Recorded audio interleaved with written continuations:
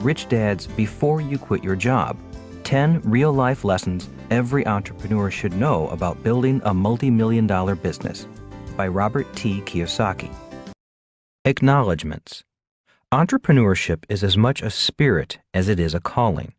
It's a fire that burns deep inside, a fire that fuels the leaders among us to defy the odds, hold fast to our dreams, and invent the future. Before You Quit Your Job is a tribute to entrepreneurs around the world who refuse to back down from their dreams. I acknowledge all those who have inspired me to never lose my passion to be a catalyst of change, to challenge the status quo, and to stay the course. Thank you. Robert T. Kiyosaki. Introduction. What makes entrepreneurs different? One of the most frightening days of my life was the day I quit my job and officially became an entrepreneur. On that day, I knew there were no more steady paychecks, no more health insurance or retirement plans, no more days off for being sick or paid vacations. On that day, my income went to zero.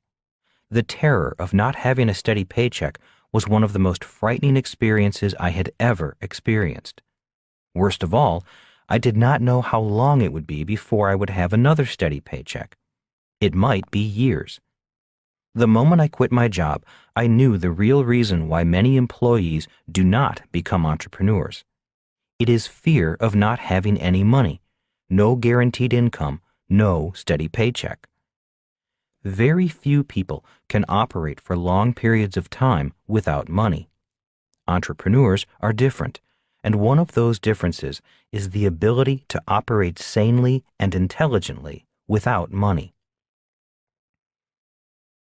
On that same day, my expenses went up. As an entrepreneur, I had to rent an office, a parking stall, and a warehouse, buy a desk and a lamp, rent a phone, and pay for travel, hotels, taxis, meals, copies, pens, paper, staples, stationery, legal tablets, postage, brochures, products, and even coffee for the office.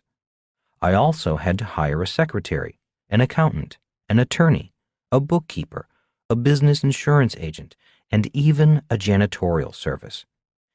These were all expenses my employer had once paid for me. I began to realize how expensive it had been to hire me as an employee. I realized that employees cost far more than the number of dollars reflected in their paychecks. So, another difference between employees and entrepreneurs is that entrepreneurs need to know how to spend money, even if they have no money. The start of a new life. The day I officially left the company, I was in San Juan, Puerto Rico. It was June 1978.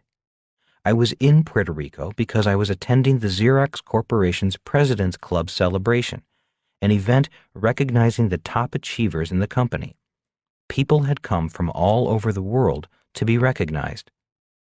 It was a great event, a gala I will always remember. I could not believe how much money Xerox was spending just to recognize the top salespeople in the company. But even though it was a celebration, I was having a miserable time.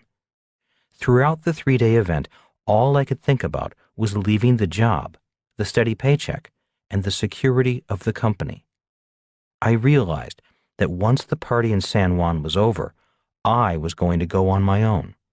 I was not going back to work at the Honolulu branch office or the Xerox Corporation. When leaving San Juan, our plane experienced some kind of emergency. In preparing to land at Miami, the pilot had us all brace, cradle our heads, and prepare for a possible crash.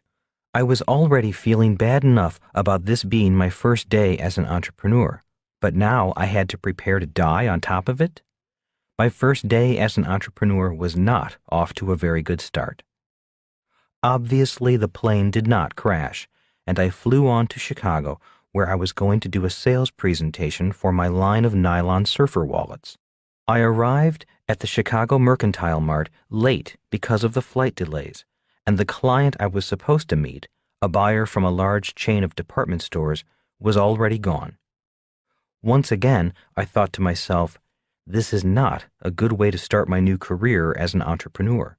If I don't make this sale, there will be no income for the business, no paycheck for me, and no food on the table. Since I like to eat, having no food disturbed me the most. Are some people born entrepreneurs? Are people born entrepreneurs, or are they trained to be entrepreneurs? When I asked my rich dad his opinion on this age-old question, he said, "Asking if people are born or trained to be entrepreneurs is a question that makes no sense. It would be like asking if people are born employees or trained to become employees." He went on to say, people are trainable. They can be trained to be either employees or entrepreneurs. The reason there are more employees than entrepreneurs is simply because our schools train young people to become employees. That is why so many parents say to their child, "Go to school so you can get a good job." I have yet to hear any parent say, "Go to school so you can become an entrepreneur." Employees are a new phenomenon. The employee is a rather new phenomenon. During the agrarian age, most people were entrepreneurs. Many were farmers who worked the king's lands. They did not receive a paycheck from the king. In fact, it was the other way around. The farmer paid the king a tax for the right to use the land. Those who were not farmers were tradespeople, aka small business entrepreneurs. They were butchers, bakers, and candlestick makers. Their last names often reflected their business. That is why today many people are named Smith for the village blacksmith, baker for bakery owners, and farmer because their family's business was farming. They were entrepreneurs, not employees. Most children who were raised in entrepreneurial families followed in their parents' footsteps and also became entrepreneurs. Again, it is just a matter of training. It was during the industrial age that the demand for employees grew. In response, the government took over the task of mass education and adopted the Prussian system, upon which most Western school systems in the world are modeled. When you research the philosophy behind Prussian education, you will find that the stated purpose was to produce soldiers and employees, people who would follow orders and do as they were told. The Prussian system of education is a great system for mass-producing employees. It is a matter of training. The most famous entrepreneurs. You may also have noticed that many of our most famous entrepreneurs did not finish school. Some of those entrepreneurs are Thomas Edison, founder of General Electric; Henry Ford, founder of Ford Motor Company; Bill Gates, founder of Microsoft; Richard Branson, founder of Virgin; Michael Dell, founder of Dell Computers; Steve Jobs, founder of Apple and Pixar; and Ted Turner, founder of CNN. Obviously, there are other entrepreneurs who did well in school, but few are as famous as these. The transition from employee to entrepreneur. I know I was not born a natural entrepreneur. I had to be trained. My rich dad guided me through a process of starting as an employee to eventually becoming an entrepreneur. For me, it was not an easy process. There was a lot I had to unlearn before I could begin to understand the lessons he was trying to teach me.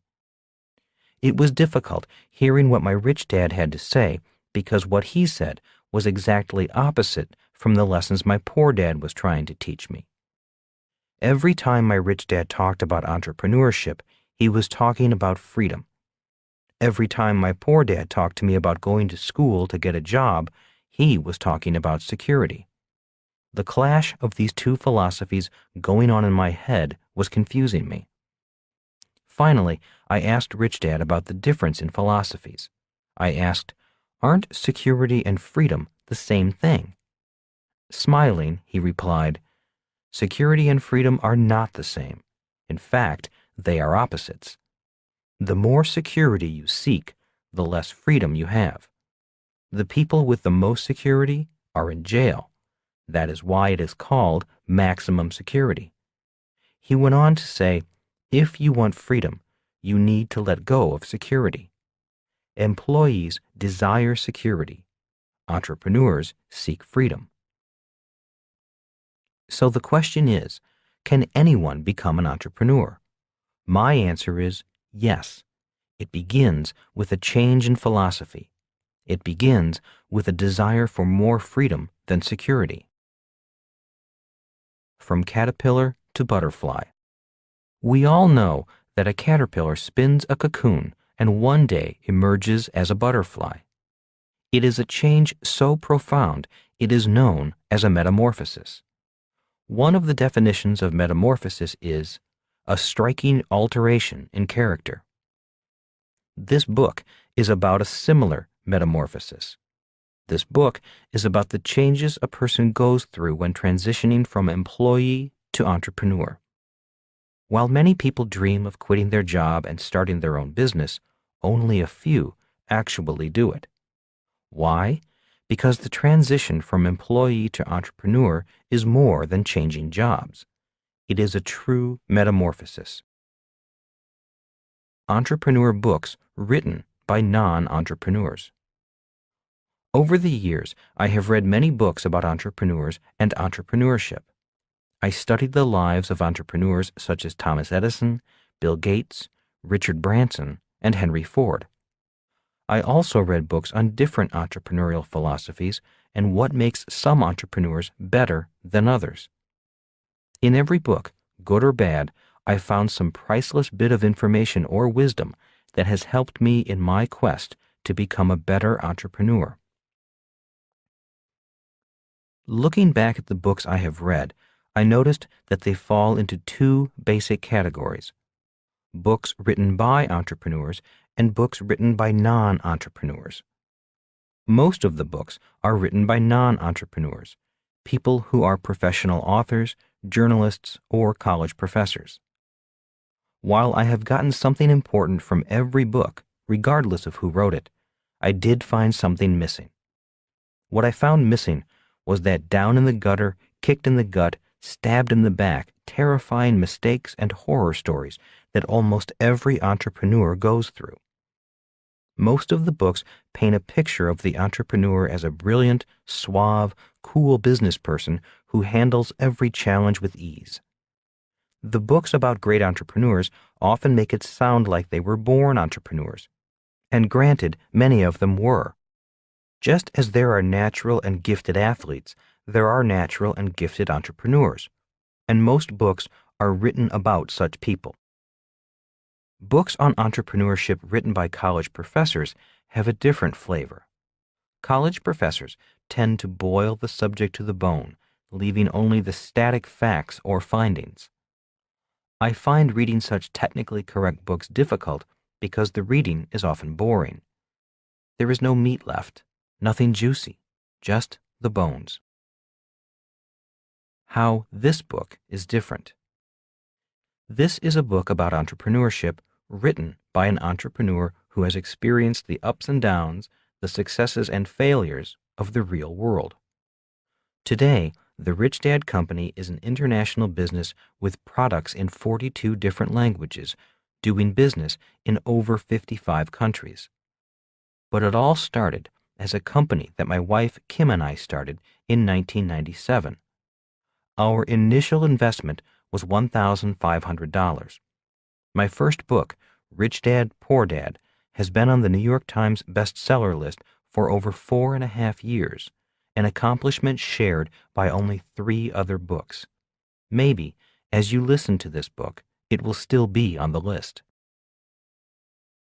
Rather than tell you how smart I am at business, which I am not, I thought it better to write a different type of book on entrepreneurship. Rather than tell you how I brilliantly sailed over the tallest peaks and made millions, I thought you might learn more from how I dug many deep holes, fell into them, and then had to dig my way out. Rather than tell you about all my successes, I believe you will learn more from my failures. Why write about failures? Many people do not become entrepreneurs because they are afraid of failing. By writing about the things many people are afraid of, I hope to help you better decide if becoming an entrepreneur is for you. My intent is not to frighten you off. My intent is to provide a little real-world insight on the ups and downs of the process of becoming an entrepreneur. Another reason for writing about failures is that humans are designed to learn by making mistakes. We learn to walk by first falling down and then trying again. We learn to ride a bicycle by falling off and then trying again. If we had never risked falling, we would go through life crawling like caterpillars. One of the missing elements I have found in reading many of the books about entrepreneurship, especially those written by college professors, is that they do not go into the emotional trials and tribulations an entrepreneur goes through. They do not discuss what happens to entrepreneurs emotionally when the business fails, when they run out of money, when they have to let employees go, and when their investors and creditors come after them. How would most college professors know how a failing entrepreneur feels? How would they know, since a steady paycheck, tenure, always knowing the right answers, and never making mistakes are highly prized in the academic world? Again, it's all a matter of training. In the late 1980s, I was invited to do a talk on entrepreneurship at Columbia University. Rather than talk about my successes, I talked about my failures and how much I learned from my mistakes. The young audience asked a lot of questions and seemed genuinely interested in the ups and downs of becoming an entrepreneur. I talked about the fears we all face when starting a business and how I faced those fears. I shared with them some of the more stupid mistakes I made and how those mistakes later became valuable lessons I would never have learned if I had not made the mistakes. I talked about the pain of having to shut a business down and lay people off because of my incompetence. I also shared with them how all my mistakes eventually made me a better entrepreneur, very rich, and, most important, financially free, never needing a job again. All in all, I thought it was an objective and realistic talk on the process of becoming an entrepreneur. A few weeks later, I found out that the faculty member who had invited me to speak at the university was called into her department head's office and reprimanded. His final words to her were, "We do not allow failures to speak at Columbia." What is an entrepreneur? Now that we have torn into college professors, it is time to give them some credit. One of the better definitions of an entrepreneur is from Howard H. Stevenson, a professor at Harvard University. He says, entrepreneurship is an approach to management that we define as follows: the pursuit of opportunity without regard to resources currently controlled. In my opinion, this is one of the most brilliant definitions of what an entrepreneur is. It is bare bones and brilliant. The power of excuses. Many people want to become entrepreneurs, but always have some excuse for why they do not quit their job. Excuses such as, "I don't have the money. I can't quit my job because I have kids to support. I don't have any contacts. I'm not smart enough. I don't have the time. I'm too busy. I can't find anyone who wants to help me. It takes too long to build a business. I'm afraid building a business is too risky for me. I don't like dealing with employees. I'm too old."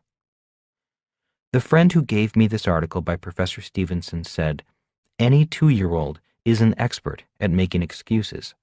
The reason most people who want to become entrepreneurs remain employees is that they have some excuse that keeps them from quitting their job and taking that leap of faith. For many people, the power of their excuse is more powerful than their dreams." Entrepreneurs are different. Mr. Stevenson had many other bare-bone gems in his article, especially when he compared promoters, entrepreneurs, to trustees, employees, as he labels them. A few of these gems of comparison are: when it comes to strategic orientation, promoter, driven by perception of opportunity, trustee, driven by control of resources. In other words, entrepreneurs are always looking for the opportunity without much regard to whether they have resources. Employee-type persons focus on what resources they have or do not have, which is why so many people say, "How can I start my business? I don't have the money." An entrepreneur would say, "Tie up the deal and then we'll find the money." This difference in mindsets is a very big difference between an employee and an entrepreneur. This is also why my poor dad often said, "I can't afford it." Being an employee, he looked at his resources. Those of you who have read or listened to my other books know that my rich dad forbade his son and me to ever say, "I can't afford it." Instead, he taught us to look at opportunities and ask, "How can I afford it?" He was an entrepreneur. When it comes to management structure, promoter, flat with multiple informal networks, trustee, formalized hierarchy with multiple tiers. In other words, an entrepreneur will keep the organization small and lean, using cooperative relationships with strategic partners to grow the business. Employees want to build a hierarchy, which means a chain of command with them at the top. This is their concept of building an empire. An entrepreneur will grow the organization horizontally, which means outsourcing rather than bringing the work in-house. An employee wants to grow the organization vertically, which means hiring more employees. Formal organizational charts are very important to employees climbing the corporate ladder. In this book, you will find out how the Rich Dad Company stayed small yet grew big by using strong strategic partnerships and major publishers throughout the world. We decided to grow in this manner because it cost us less time, people, and money. We could grow faster, grow bigger, become very profitable, have a global presence, and yet remain small. We used other people's money and resources to grow the business. This book will explain how and why we did it that way. When it comes to reward philosophy, promoter, value-driven, performance-based, team-oriented. Trustee, security-driven, resource-based, job promotion-oriented. In simple terms, employees want job security with a strong company, a steady paycheck, and the opportunity for promotion, a chance to climb the corporate ladder. Many employees consider a promotion and title more important than money. I know my poor dad did. He loved his title, Superintendent of Public Education, even though he was not paid much. The entrepreneur doesn't want to climb the corporate ladder. He or she wants to own the corporate ladder. An entrepreneur is not driven by a paycheck, but by results of the team. Also, as Howard Stevenson states, many entrepreneurs start a business because they have very strong values that are more important than simply job security and a steady paycheck. For many entrepreneurs, their values are more important than money. They are passionate about their work, their mission, and love what they do. Many entrepreneurs will do their work even though there is no money. Rich Dad said, many employees are passionate about their work only as long as there is a paycheck. In this book, you will also learn about the 3 different types of money: competitive money, cooperative money, and spiritual money. 1. Competitive money is the type of money most people work for. They compete for jobs, promotions, pay raises, and against their business competition. 2. Cooperative money is achieved by networking instead of competing. In this book, you will find out how the Rich Dad Company expanded rapidly with very little money, simply by working for cooperative money. 3. A significant part of this book is dedicated to the mission of a business, the values. While we all know that there are many entrepreneurs who are opportunists, working only for competitive money, there are others who build a business on a strong mission, working for spiritual money, the best of all money. Different styles of management. There are 2 other points in the article that are refreshing, especially from a college professor. Howard Stevenson acknowledges that many people say that entrepreneurs are not good managers. Instead of agreeing with this commonly accepted point of view, he writes, "The entrepreneur is stereotyped as egocentric and idiosyncratic and thus unable to manage. However, although the managerial task is substantially different for the entrepreneur, the management skill is nonetheless essential." Right on, Howard. In other words, entrepreneurs manage people differently. The next point explains why there are differences in management style between entrepreneurs and employees. Know how to use other people's resources. The other point Stevenson makes correlates closely with his definition of an entrepreneur. The definition is, entrepreneurship is an approach to management that we define as follows: the pursuit of opportunity without regard to resources currently controlled. He states, entrepreneurs learn to use other people's resources well. This is what causes the difference in management style. Employees want to hire people so they can manage them. It puts them in direct control over them. They will do as they are told, or they are fired. This is why employee types want to build vertical hierarchies. They want the Prussian style of management. They want people to jump when they say jump. Since entrepreneurs are not necessarily managing employees, they need to manage people differently. Very simply put, entrepreneurs need to know how to manage other entrepreneurs. If you say jump to an entrepreneur, he or she usually responds with some rude comment or gesture. So entrepreneurs are not poor managers, as many people think.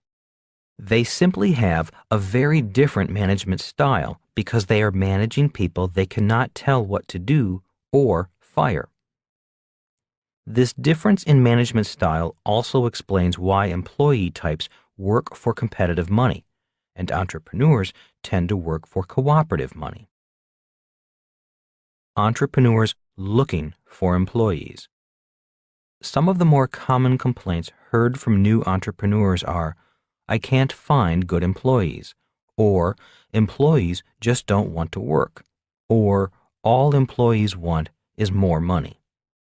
This is a problem for a new entrepreneur with a confused management style. Management style is a matter of training. Again, compliments to Howard Stevenson, a college professor, for getting to the bare bones differences between entrepreneur and employee. Don't wait until all lights are green. Another reason many people are not as successful as they would like to be is fear. Often the fear of making mistakes or the fear of failing. There is another reason, also a fear, but it appears a little differently. These people disguise their fears by being perfectionists. They are waiting for all the stars to line up before starting their business. They want all the lights to be green before they will pull out of the driveway. When it comes to entrepreneurship, many of these people are still stuck in the driveway with their engine idling. 3 parts of a business deal. One of the best entrepreneurs I have ever known is a friend and business partner of mine. I have formed several companies with him, 3 that went public and have made us millions of dollars. He believes that there are 3 parts to putting a business deal together. 1. Finding the right people. 2. Finding the right opportunity. 3. Finding the money. He explained, rarely do all three pieces come together at the same time. Sometimes you have the people, but you do not have the deal or the money. Sometimes you have the money, but no deal or people. He also said, the most important job of an entrepreneur is to grab one piece and then begin to put the other two pieces together. That may take a week or it may take years, but if you have one piece, at least you've gotten started. In other words, an entrepreneur does not care if 2 out of 3 lights are red. In fact, an entrepreneur does not care if all 3 lights are red. Red lights do not prevent an entrepreneur from being an entrepreneur. Anything worth doing is worth doing poorly. Have you ever noticed that software, such as Microsoft Windows, comes in different versions? That means they have improved their product and now want you to buy the better version. In other words, the first product they sold you was not perfect. They may have sold it to you knowing that it had flaws and bugs and needed to be improved. Many people fail to get to market because they are constantly perfecting their product. Like the person who was waiting for all the lights to be green, some entrepreneurs never get to market because they are looking for or working on perfecting their product or writing the perfect business plan. My rich dad often said, anything worth doing is worth doing poorly. Henry Ford said, thank God for my customers. They buy my products before they are perfected. In other words, entrepreneurs start and continue to improve themselves, their businesses, and their products. Many people will not start unless everything is perfect. That is why many of them never start. Knowing when to introduce a product into the marketplace is as much an art as it is a science. You may not want to wait for a product to be perfect. It may never be perfect. It just has to be good enough. It merely has to work well enough to be accepted in the marketplace. However, if the product is so flawed that it doesn't work for its intended purpose, or otherwise does not meet marketplace expectations or causes problems, it can be very difficult to reestablish credibility and a reputation for quality. One of the marks of a successful entrepreneur is being able to assess the expectations of the marketplace and know when to stop developing and start marketing. If the product is put on the market a little prematurely, then the entrepreneur can simply improve it and take steps to maintain goodwill in the marketplace. On the other hand, delay in introducing a product can mean opportunities irretrievably lost, a window of opportunity missed. For those of you who remember the early versions of Windows, you'll recall how frequently your computer crashed. There were some who said that Windows was so full of bugs that it should have come with a can of insecticide. If an automobile broke down as frequently as Windows did, it would not have been acceptable in the marketplace. In fact, the automobile would have been a lemon, and the manufacturer would have been forced to replace it. Windows, however, notwithstanding the bugs and the flaws, was phenomenally successful. Why was that? It filled a need in the marketplace and was not out of line with marketplace expectations. Microsoft recognized a window of opportunity and started marketing. If Microsoft had waited for Windows to be perfect, it still would not be in the marketplace. Street smarts versus school smarts. In martial arts, there is a saying that goes, "A cup that is full is useless. Only when a cup is empty is it useful." This is true for the entrepreneur. We have all heard people say, "Oh, I know all about that." Those are words coming from a person whose cup is full. Those are the words coming from a person who believes he or she knows all the answers. An entrepreneur cannot afford to know all the answers. Entrepreneurs know that they can never know all the answers. They know their success requires that their cup is always empty. To be successful as employees, people need to know the right answers. If they do not know the right answers, they may be fired or not promoted. Entrepreneurs do not need to know all the answers. All they need to know is who to call. That is what advisors are all about. Employees are often trained to be specialists. Simply said, a specialist is someone who knows a lot about a little. His or her cup must be full. Entrepreneurs need to be generalists. Simply said, a generalist is someone who knows a little about a lot. His or her cup is empty. People go to school to become specialists. People go to school to become an accountant, attorney, secretary, nurse, doctor, engineer, or computer programmer.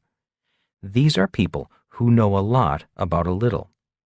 The more specialized people are, the more money they make, or at least they hope they make. What makes an entrepreneur different is entrepreneurs must know a little about accounting, the law, engineering systems, business systems, insurance, product design, finance, investing, people, sales, marketing, public speaking, raising capital, and dealing with different people trained in different specialties. True entrepreneurs know there is so much to know and so much they do not know that they cannot afford the luxury of specialization. That is why their cup must always be empty. They must always be learning. No graduation day.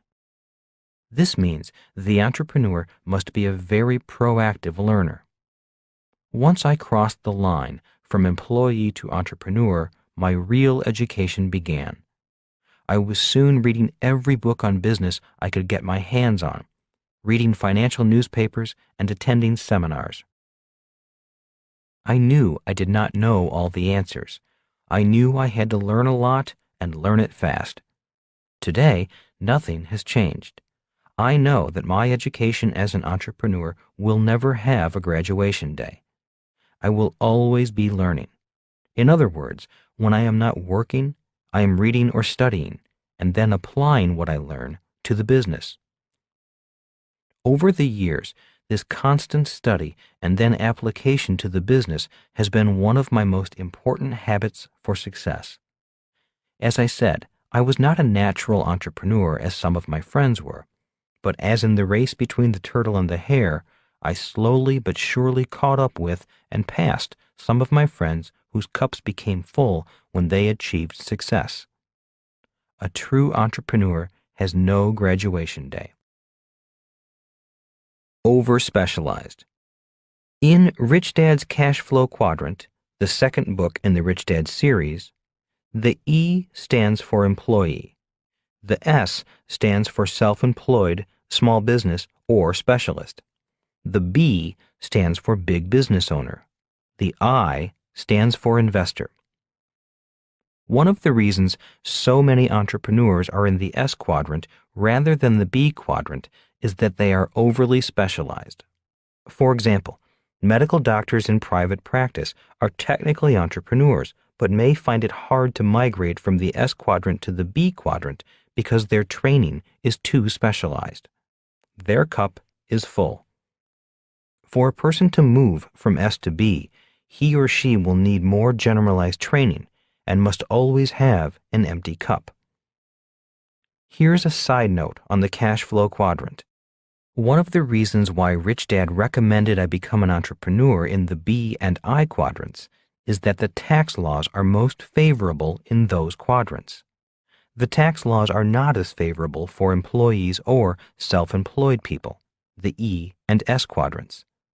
The tax code offers greater incentives, or loopholes, for people who either hire a lot of people in the B quadrant or invest in projects the government wants growth in, investments such as low-income housing. In summary, taxes are different in different quadrants. This book will go into the differences in each quadrant and how an entrepreneur can migrate from one quadrant to another, especially from the S quadrant to the B quadrant. A list of differences. Before quitting their jobs, people need to decide if they want to make the transition from employee to entrepreneur. The transition, or metamorphosis, requires a change to some of the following traits: a mindset of freedom instead of security, the ability to operate without money, the ability to operate without security, a focus on opportunity rather than resources, different management styles to manage different people, the ability to manage people and resources they do not control, a focus on team and value rather than pay or promotion, an active learner, no graduation day, generalized education rather than specialized, the courage to be responsible for the entire business. You may notice that farmers, possibly our earliest entrepreneurs, have had to develop most of these traits in order to survive as farmers. Most had to plant in the spring in order to harvest in the fall.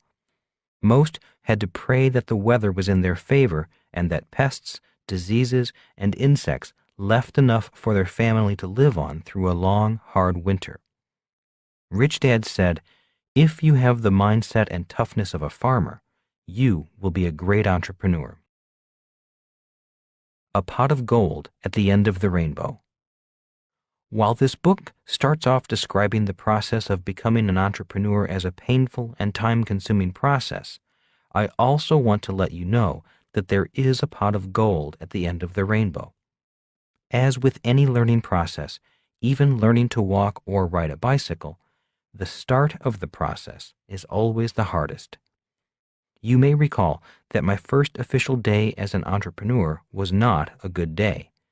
But if you stick with the learning process, your world will change, just as your world changed when you finally learned to walk or ride a bike. The same is true with entrepreneurship. For me, the pot of gold at the end of the rainbow has been greater than my wildest dreams.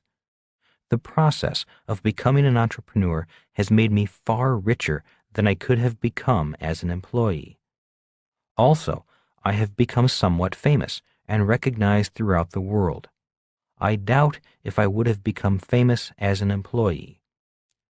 Most important, our products have reached people throughout the world and in some ways have helped to make their lives a little better. The best part of learning to be an entrepreneur is being able to serve more and more people.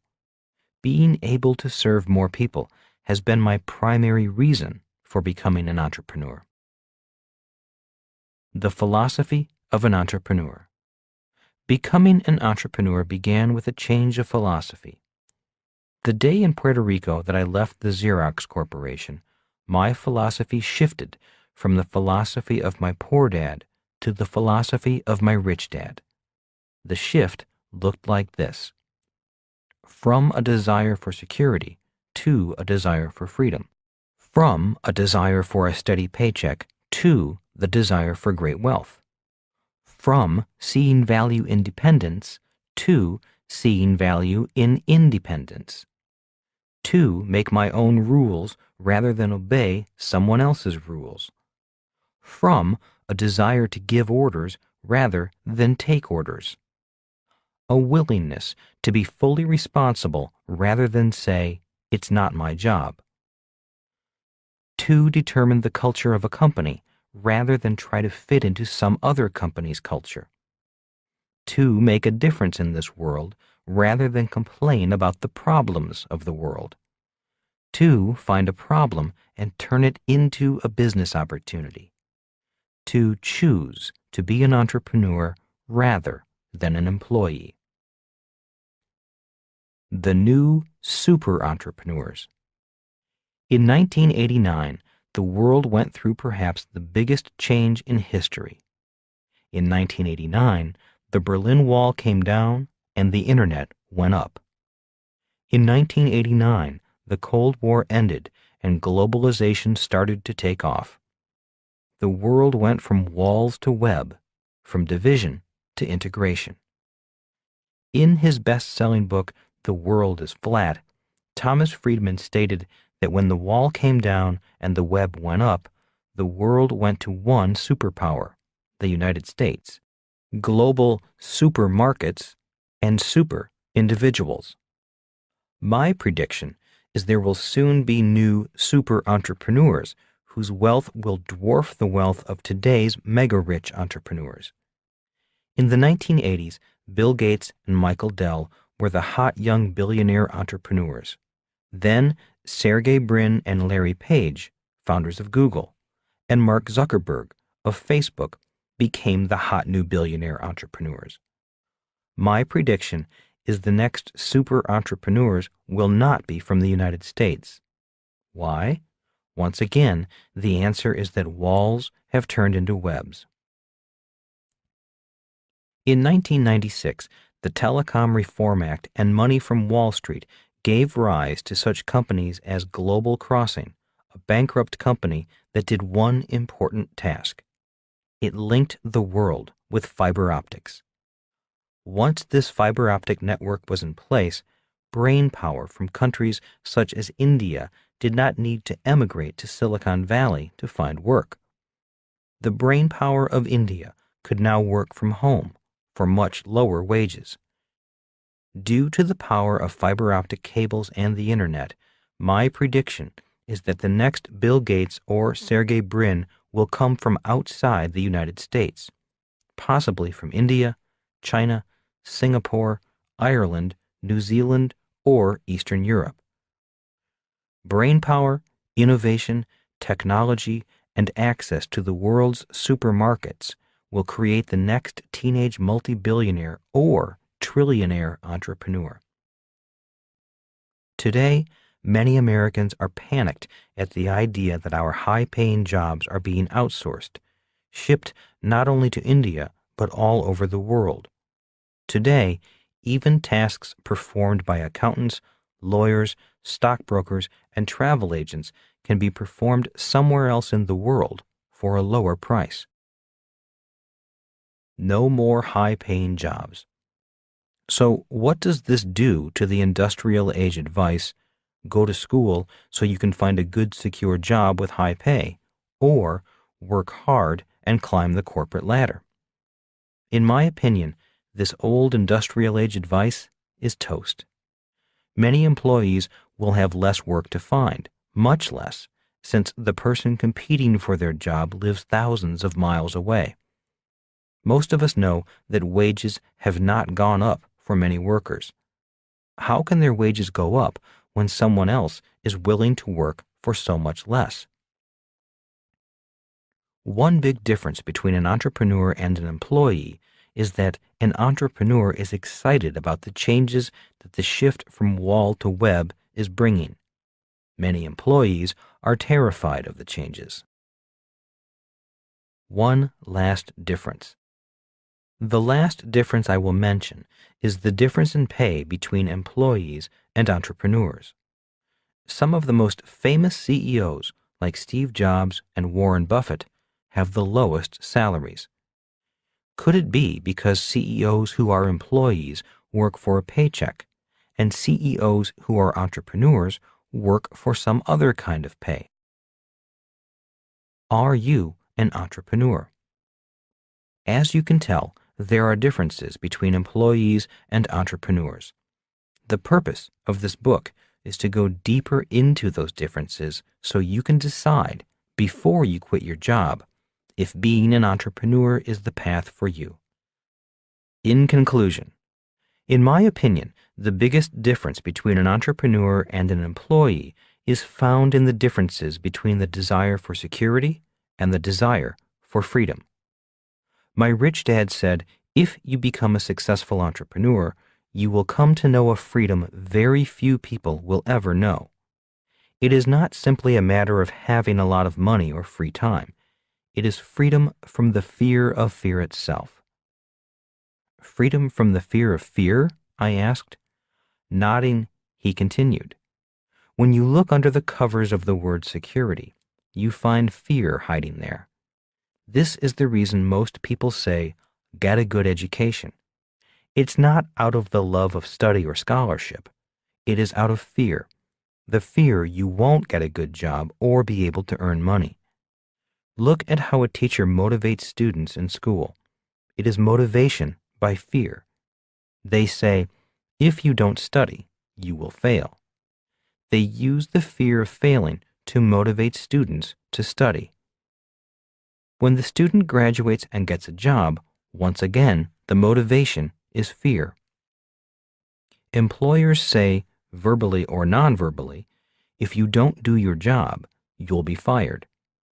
The employee works harder out of fear, the fear of not putting food on the table or not having money to make the mortgage payments.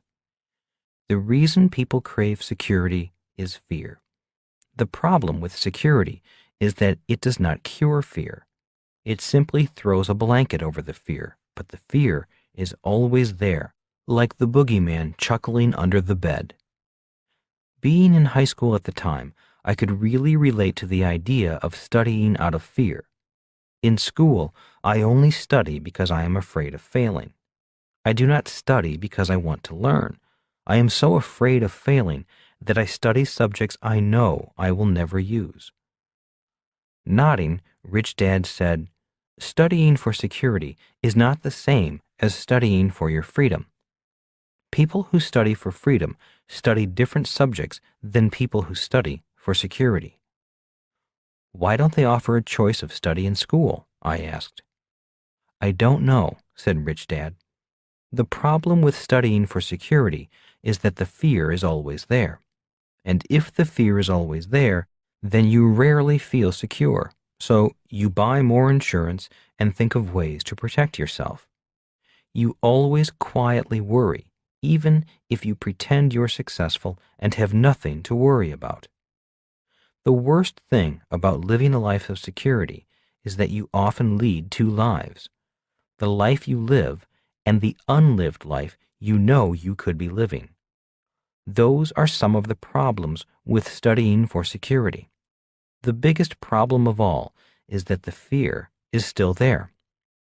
So, becoming an entrepreneur means you will not have any fear? I asked. Of course not, smiled Rich Dad. Only fools believe they have no fear. Fear is always present. Anyone who says he or she doesn't have fear is out of touch with reality. What I said is freedom from the fear of fear. In other words, you don't have to be afraid of fear. You don't have to be a prisoner of fear.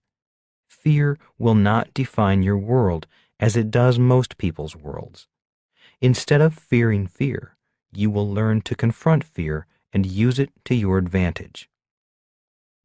Instead of quitting because your business is out of money, because you are afraid of not being able to pay your bills, being a true entrepreneur will give you the courage to go forward, to think clearly, to study, to read, to talk to new people, to come up with new ideas and new actions.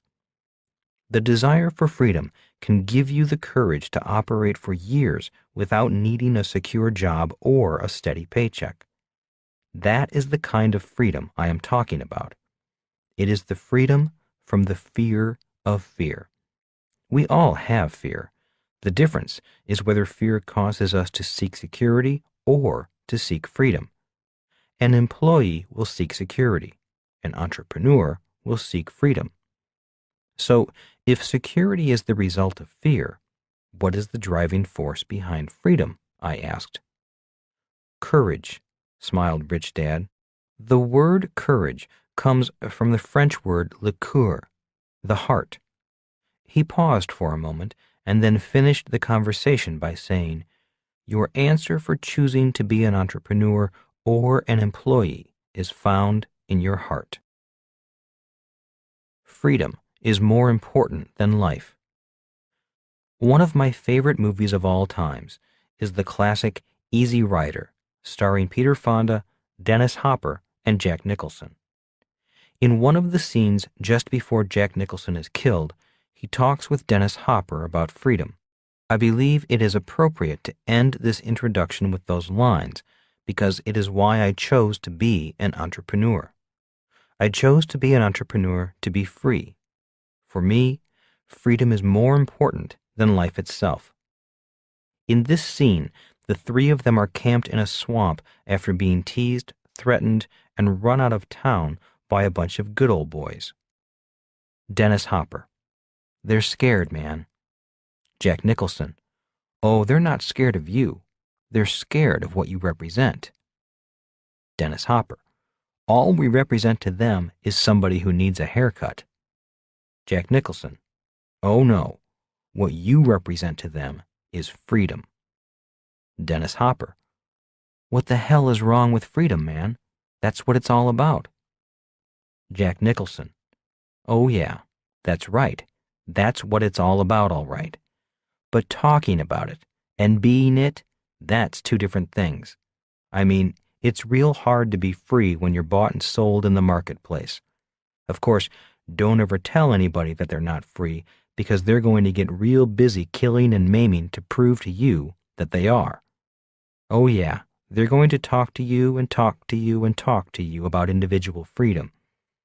But when they see a free individual, it's going to scare them.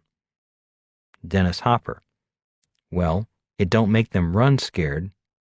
Jack Nicholson: No, it makes them dangerous. Right after this scene, the three of them are ambushed and beaten by the same good old boys.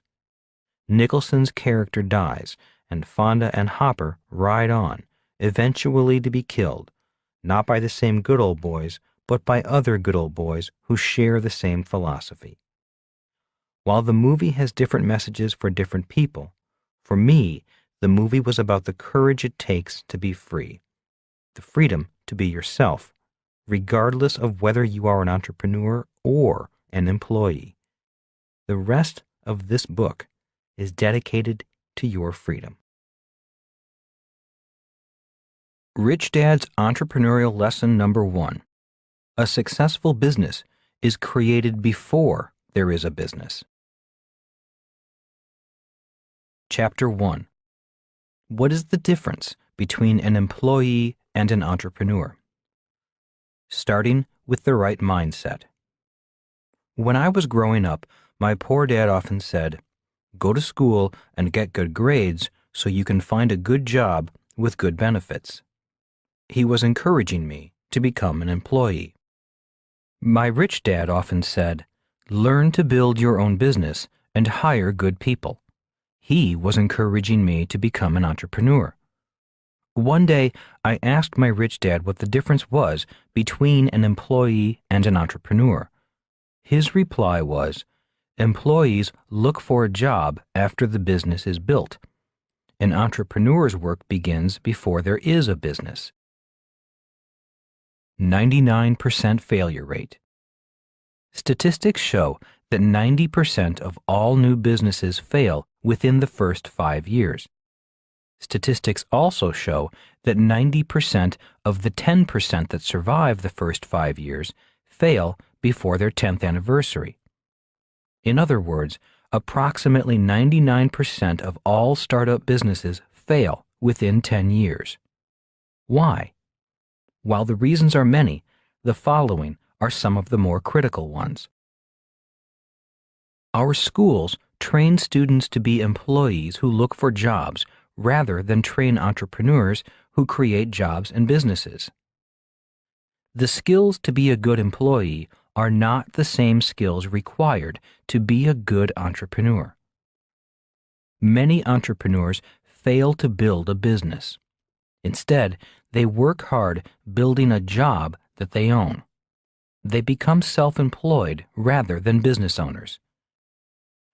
Many entrepreneurs work longer hours and are paid less per hour than their employees. Hence, many quit out of exhaustion. Many new entrepreneurs start without enough real-life experience and without enough capital. Many entrepreneurs have a great product or service, but don't have the business skills to build a successful business around that product or service. Building the parachute. My rich dad said, starting a business is like jumping out of an airplane without a parachute. In midair, the entrepreneur begins building a parachute and hopes it opens before hitting the ground. He also said, if the entrepreneur hits the ground before the parachute is built, it is very tough to climb back into the plane and try again. For those of you familiar with the Rich Dad books, you know that I have jumped out of the plane many times and failed to build the parachute. The good news is that I hit the ground and bounced. This book will share with you some of my jumps, falls, and bounces. Many of my failures and successes were small ones, so the bounce was not that painful. That is, until I started my nylon and Velcro wallet business. I will go into further detail throughout the book because I made many mistakes and learned from them along the way. The success of that business was sky high, and so was the fall. It took me over a year to recover from that powerful bounce. The good news is that it was the best business experience of my life. I learned a lot about business and about myself through the process of rebuilding. The crack in the dam. One of the reasons I fell so hard in the nylon surfer wallet business was that I did not pay attention to the little things. There is some truth to the age-old statement, the bigger they are, the harder they fall. My little surfer wallet business grew so fast that the business was a lot bigger than the capabilities of the 3 entrepreneurs who created the business. Instead of creating a business, we had created Dr. Frankenstein's monster and did not realize it.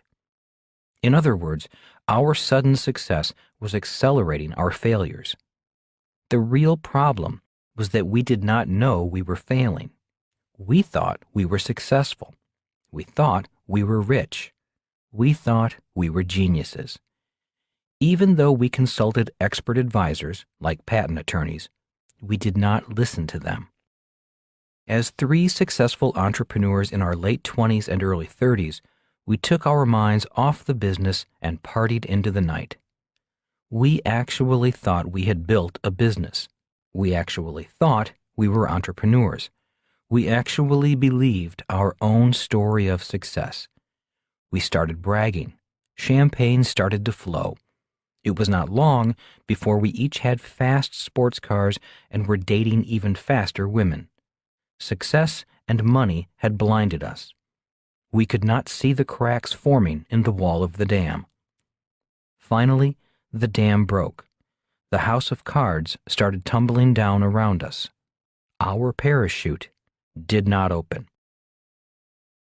Too much success. The point in sharing my entrepreneurial stupidity is that many people think that it is the lack of success that kills a business. In many cases, that is true. The failure of my surfer wallet business was a valuable experience because I found out early in my career as an entrepreneur that too much success can also kill a business. The point I am making is that a poorly conceived business can fail whether it is initially successful or not. Hard work covers up poor design. A poorly conceived business startup may be able to survive as long as the entrepreneur works hard and holds the business together with sheer determination. In other words, hard work can cover up a poorly designed business and keep it from failing. The world is filled with millions of small business entrepreneurs who are able to keep their leaky business afloat with hard work, sheer willpower, duct tape, and baling wire.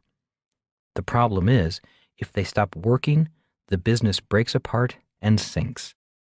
All over the world, entrepreneurs kiss their families goodbye and head off to their own businesses, their pieces of the rock. Many of them go to work, thinking that working harder and longer will solve their business problems.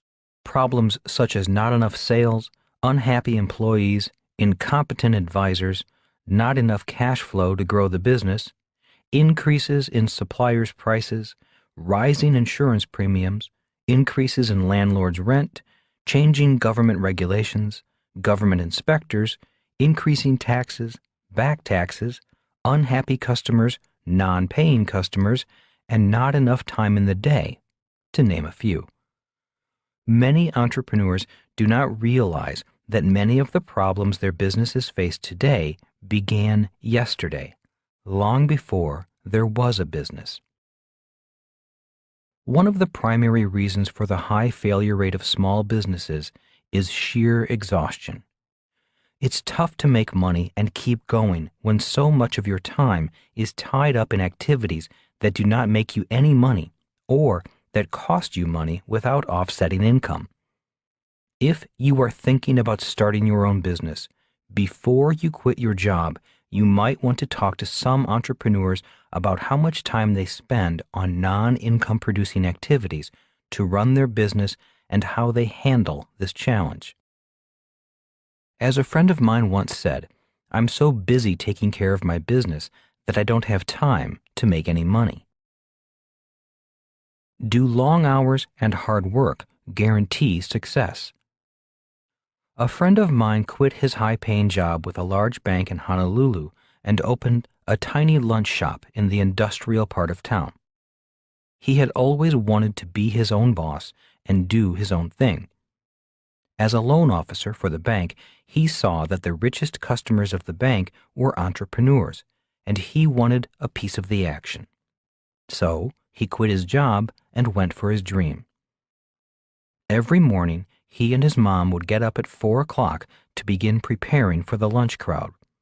The two of them worked very hard, scrimping and cutting corners in order to serve great-tasting lunches with generous portions at low prices. For years, I would stop by, have lunch, and find out how they were doing. They seemed very happy, enjoying their customers and their work. "Someday we'll expand," said my friend. "Someday we'll hire people to do the hard work for us." The problem was that someday never came. His mom passed away, the business closed, and my friend took a job as manager of a fast food franchise restaurant. He returned to being an employee. The last time I saw him, he said, "The pay isn't great, but at least the hours are better." In his case, his parachute did not open. He hit the ground before he built a business. Now, I can hear some of you saying, "At least he went for it," or "It was just bad luck. If his mom had lived, they might have expanded and gone on to make a lot of money," or "How can you criticize such good, hard-working people?" And I agree with these sentiments. My intent is not to criticize them. Although not related to them, I loved the two of them dearly. I knew they were happy, yet it pained me to see them work so hard and not get ahead day after day. I only relate this story to make the same point. The business began to fail before there was a business. It was poorly conceived before he quit his job. Is being an entrepreneur for you? If this story about working long hours, or failing if unsuccessful and possibly failing if successful, or jumping out of a plane without a parachute and bouncing frightens you, then being an entrepreneur may not be for you. But if the stories intrigue you or challenge you, then continue listening. After finishing this book, at least you will have a better idea of what entrepreneurs need to know to succeed. You will also have a better understanding of how to create, design, and build a business that grows with or without you, and possibly makes you rich beyond your wildest dreams. After all, if you are going to jump out of a plane without a parachute, you might as well win big if you are going to win at all. The job of an entrepreneur. An entrepreneur's most important job begins before there is a business or employees. The job of an entrepreneur is to design a business that can grow, employ many people, add value to its customers, be a responsible corporate citizen, bring prosperity to all those who work on the business, be charitable, and eventually no longer need the entrepreneur. Before there is a business, a successful entrepreneur is designing this type of business in his or her mind's eye. According to my rich dad, this is the job of a true entrepreneur. failure leads to success.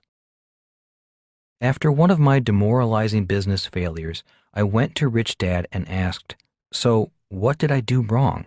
I thought I designed it well."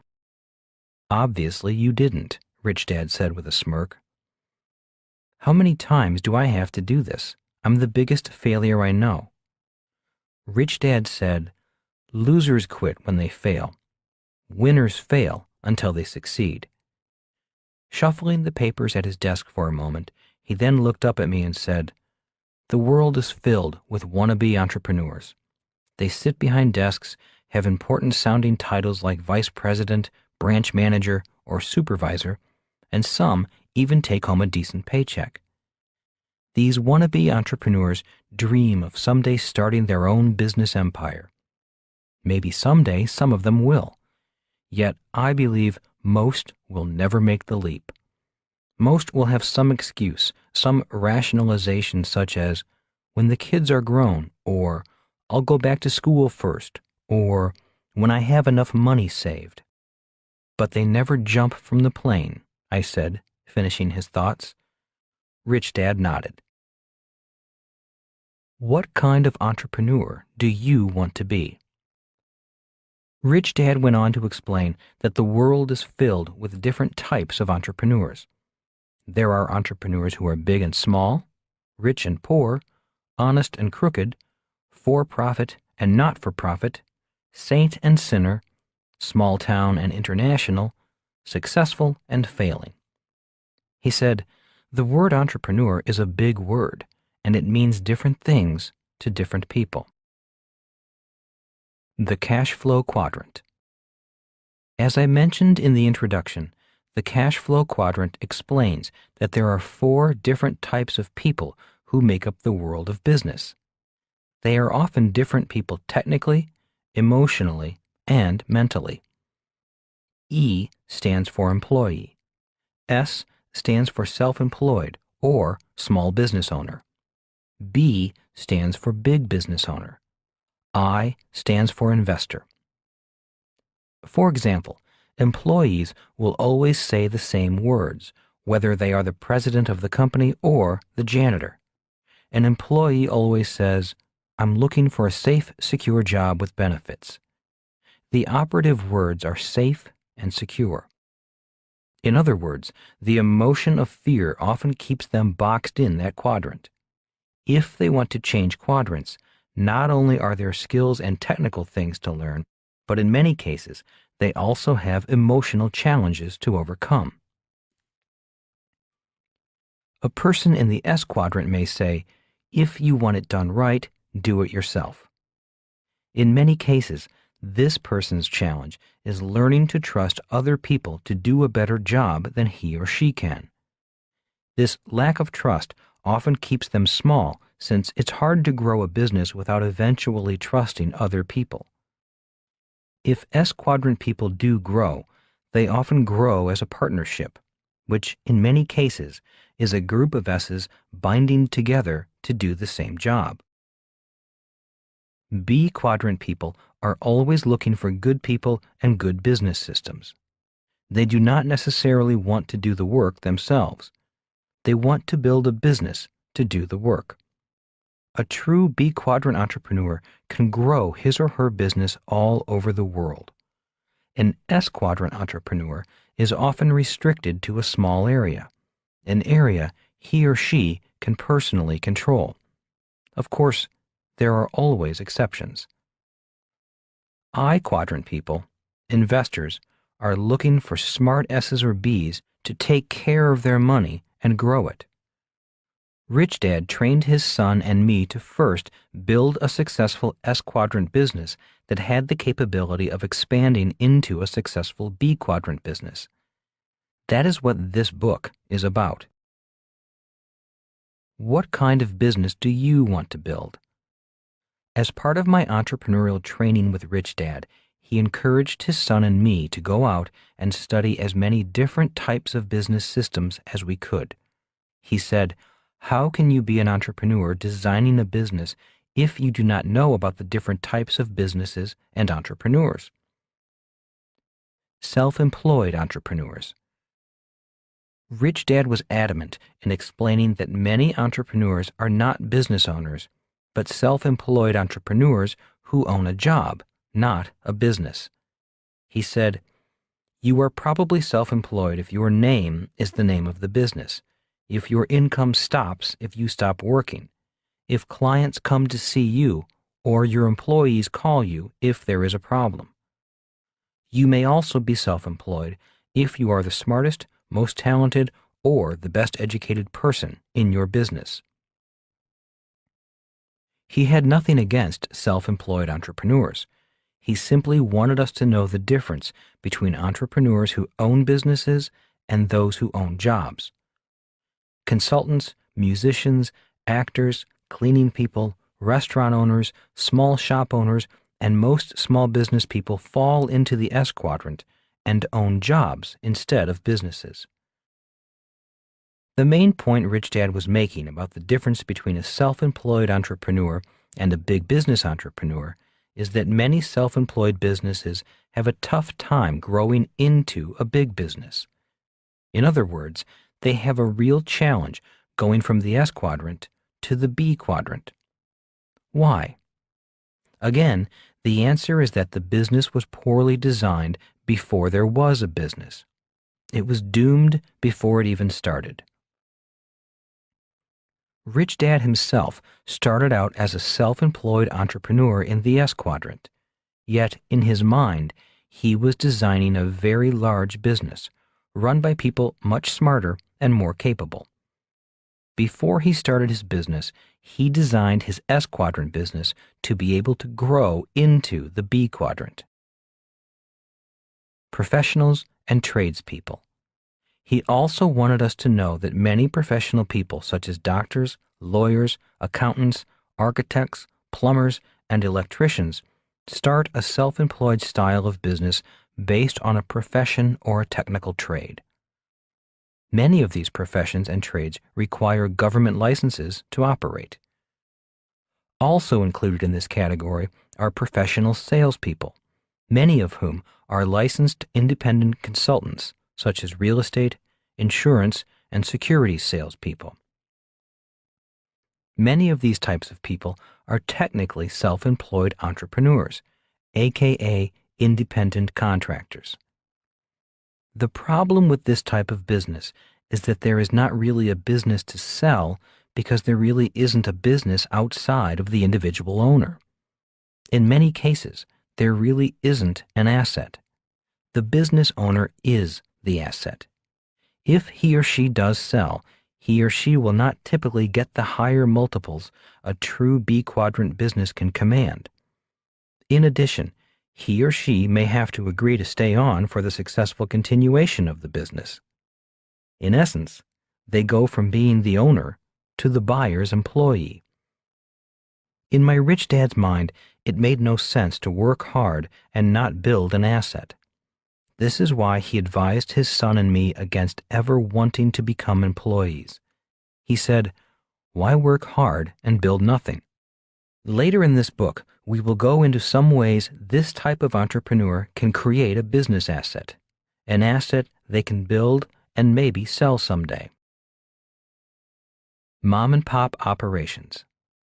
A very large category of entrepreneurs is often referred to as mom-and-pop businesses.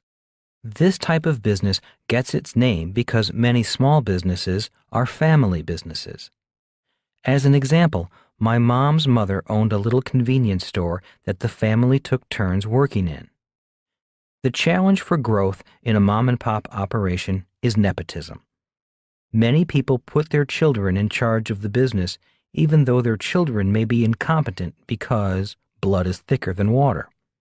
Often, the children don't share the passion for the business that their parents had, or they don't have the entrepreneurial drive to lead the business.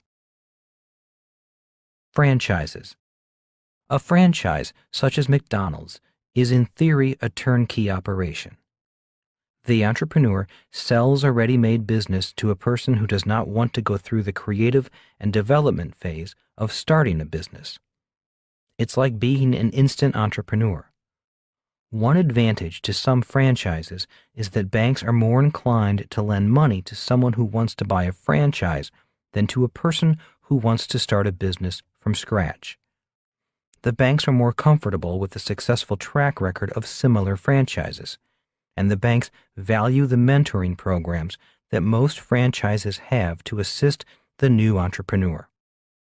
One of the biggest problems with big-name franchises is that they are generally more expensive to get into and have little flexibility for a budding entrepreneur. Franchises are the type of businesses that typically face legal issues and often end up in court. These fights are some of the most vicious fights in the business world. Reportedly, one of the main reasons for fighting is that people who buy a franchise business do not want to run it the way the franchisor, the person who created the business, wants them to run it. Also, if the franchise does not do well financially, the franchisee may want to blame the franchisor for the lack of business success. If you do not want to follow the directions of the franchisor to a T, it is best you design, create, and start your own business. Network marketing and direct sales. The network marketing and direct sales industry is recognized by many to be the fastest growing business model in the world today. It is also the most controversial. Many people still have a negative reaction, claiming that many network marketing organizations are pyramid schemes.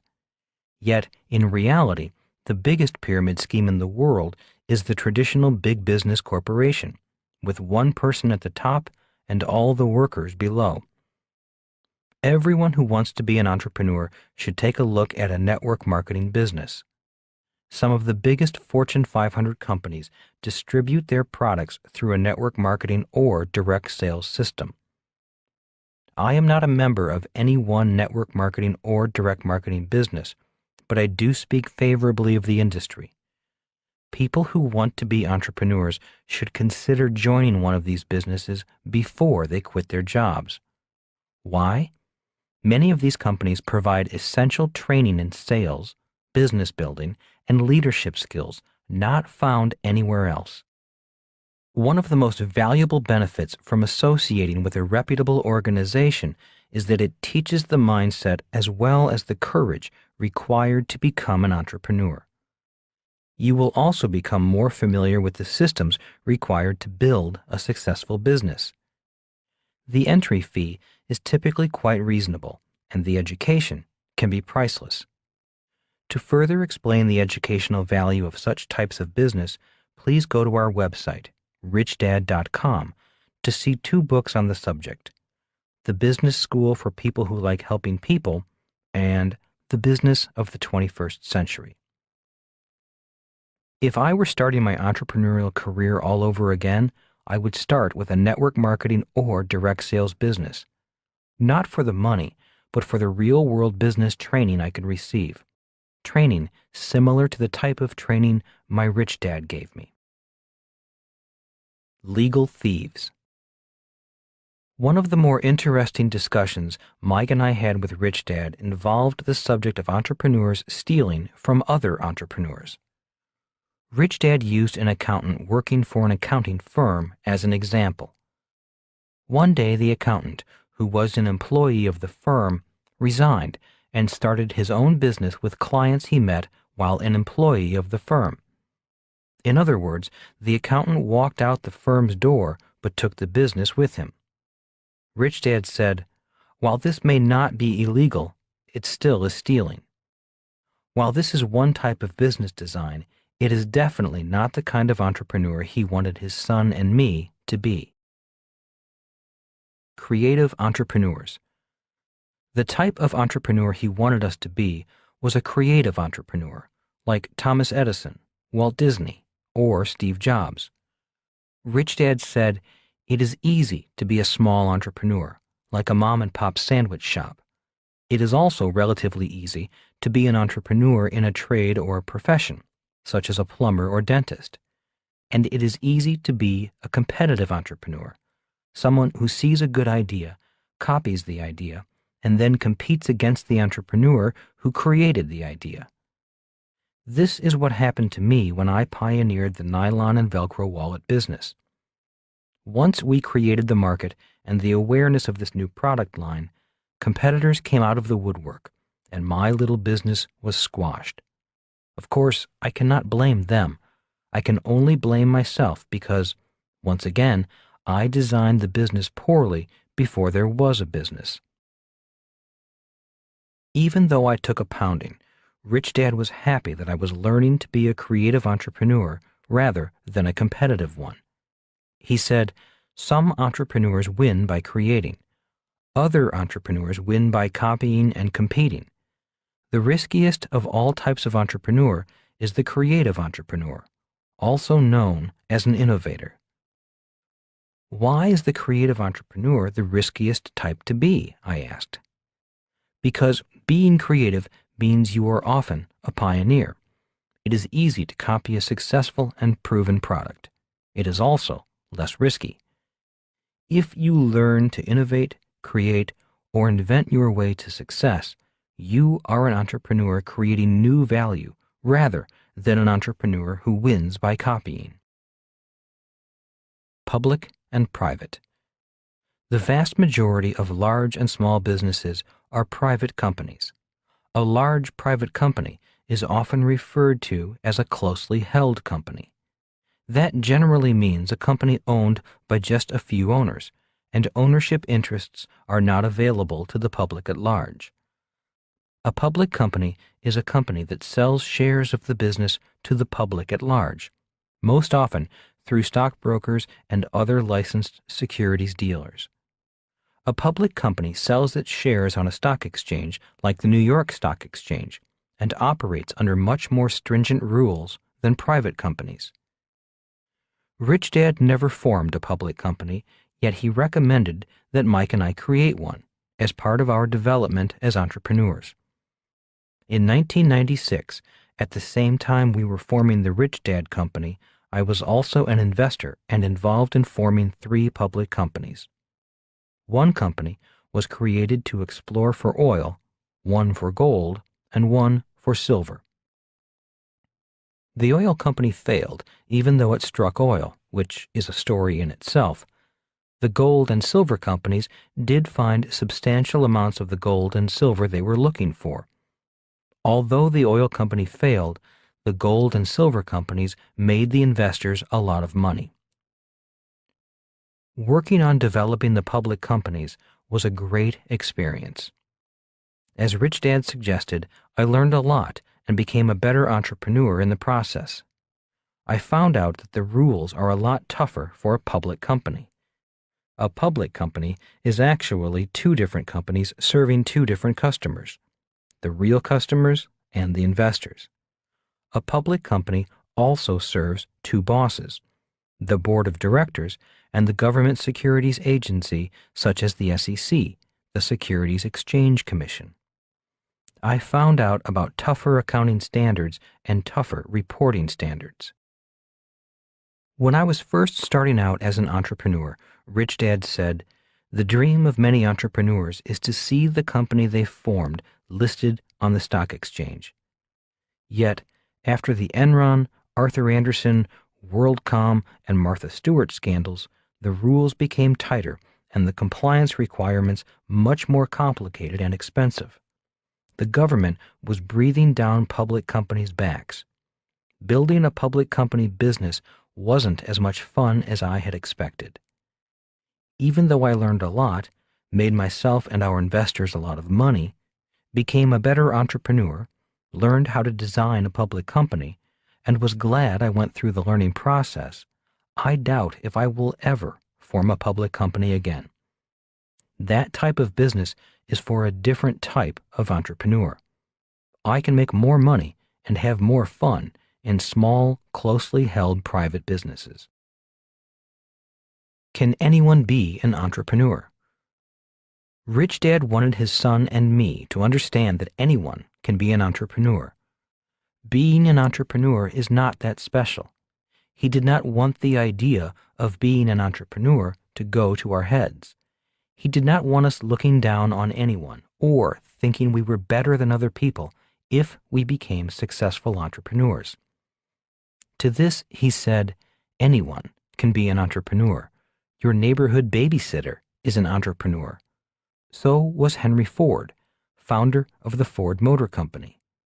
Anyone with a little initiative can be an entrepreneur. So don't think entrepreneurs are special or better than other people.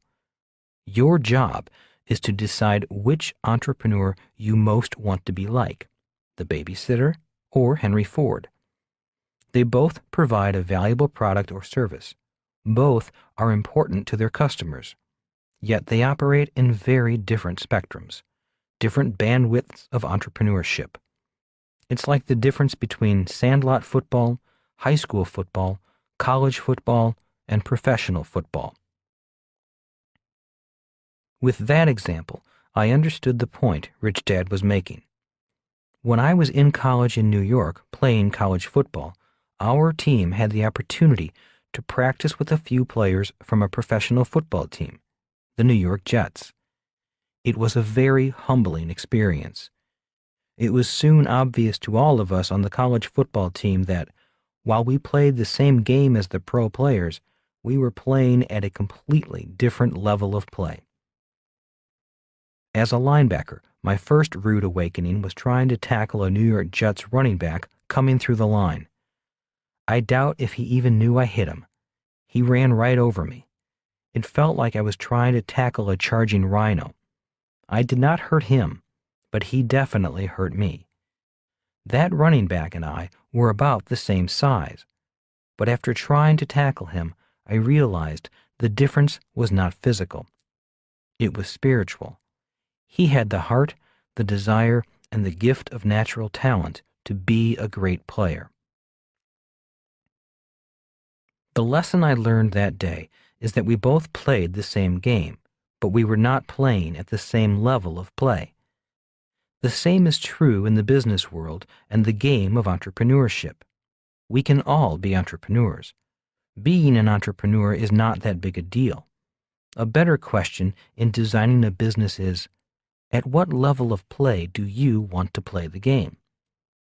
Today, older and wiser, I do not have illusions that I would ever be as great an entrepreneur as Thomas Edison, Henry Ford, Steve Jobs, or Walt Disney.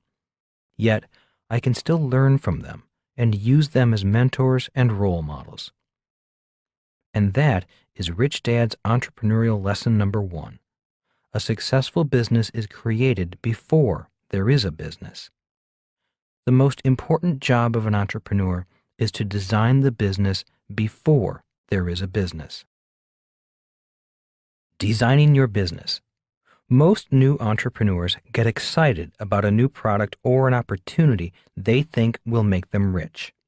Unfortunately, many of them focus on the product or opportunity rather than invest the time designing the business around the product or opportunity. Before quitting your job, it might be a good idea to study the lives of entrepreneurs and the different types of businesses they created. You might also want to find a mentor who has been an entrepreneur. All too often, people ask business advice from people who have business experience as an employee, but not as an entrepreneur. Later in this book, we will introduce the BI triangle, which outlines what components are required to create any business, regardless if it is big or small, franchise or individually owned, mom and pop, or publicly owned. Once a person understands the different components that make up a business, it becomes much easier to design businesses as well as evaluate good ones and bad ones. I recommend keeping your daytime job while you start a part-time business. Not for the money, but for the experience. That means even if your part-time business does not make any money, you are gaining something far more important than money: real-life experience. Not only will you learn about business, you will learn a lot about yourself. Rich Dad's entrepreneurial lesson number 2: How to turn bad luck into good luck. Chapter 2: Dumb and Dumber Get rich and richer. My first business. My first business failed in 1956. I was 9 years old. My second business succeeded in 1956. I was still 9 years old. If not for the failure of my first business, my second business would not have succeeded. Failing as a strategy. Failing in business early in life was a defining experience. It was instrumental in developing a success strategy for my future. At the age of 9, I started to realize that making mistakes was the best way for me to learn about business. Although I did not make much money, I realized that the smarter I became by failing and learning from those failures, the richer I would become. Today, in business, I will often do something knowing I might fail. Why? Because at the age of 9, I learned that failing was essential to succeeding. There are two primary reasons why entrepreneurs fail. One is that the would-be entrepreneurs are so afraid of failing that they freeze and then do nothing. They get up and go to work, always with some excuse why they are not ready to quit their jobs and start their businesses. The usual excuses include not enough money, too risky, the time is not right, kids to feed, and many others. The second reason entrepreneurs fail is that they do not fail enough.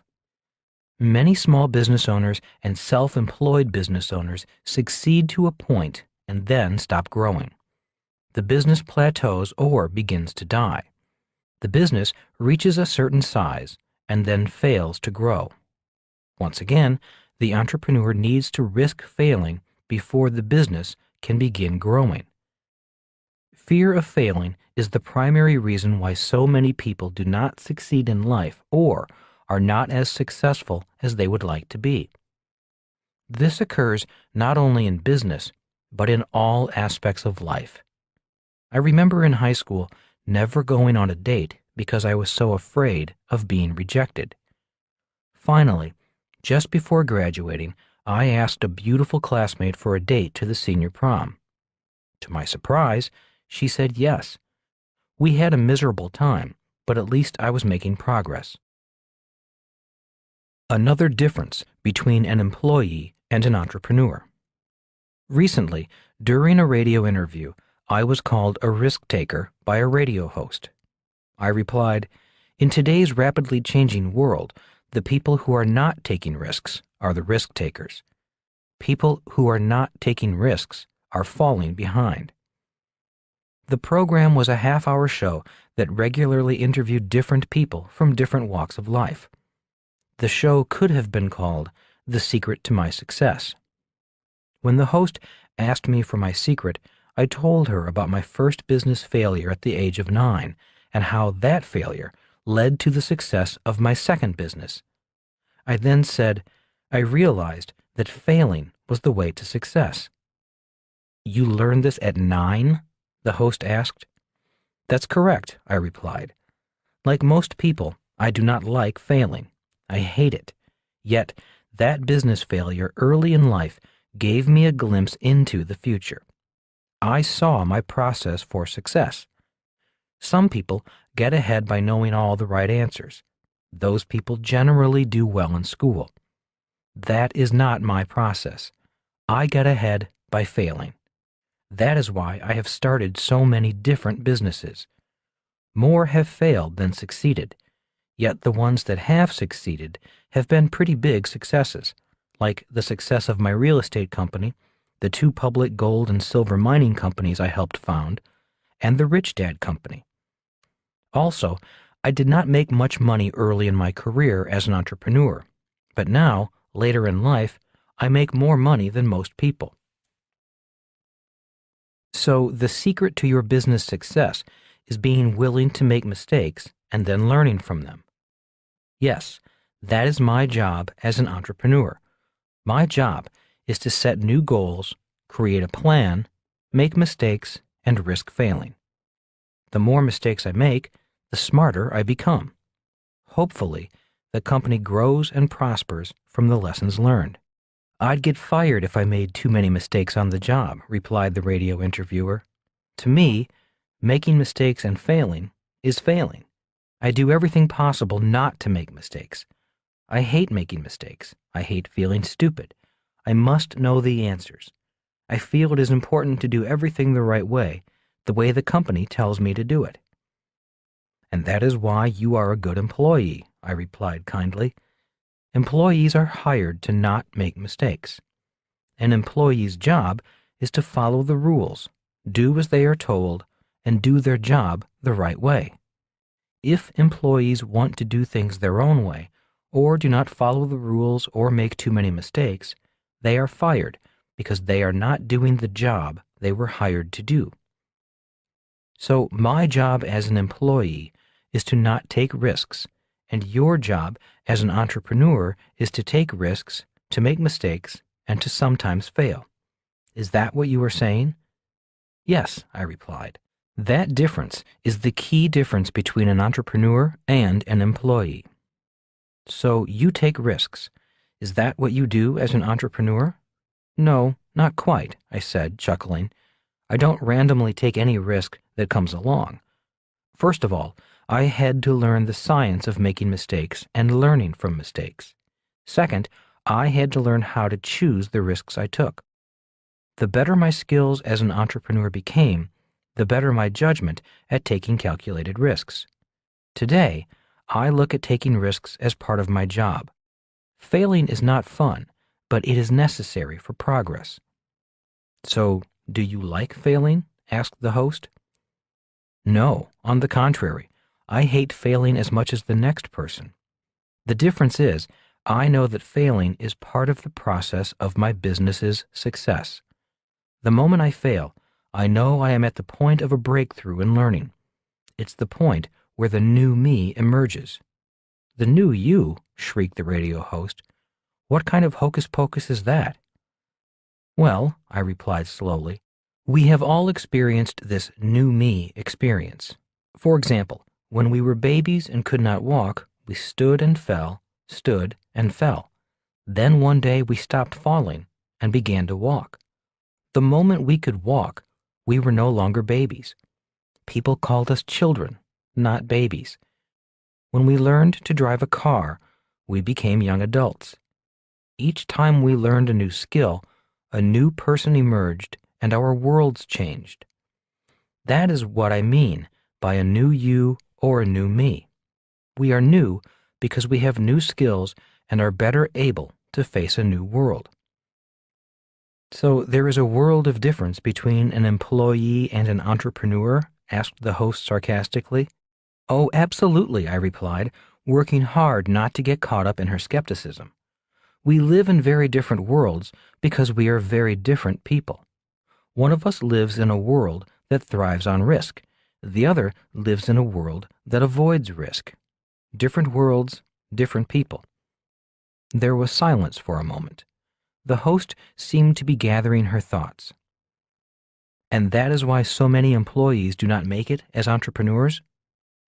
It's one of the reasons, but not the only reason, I said gently.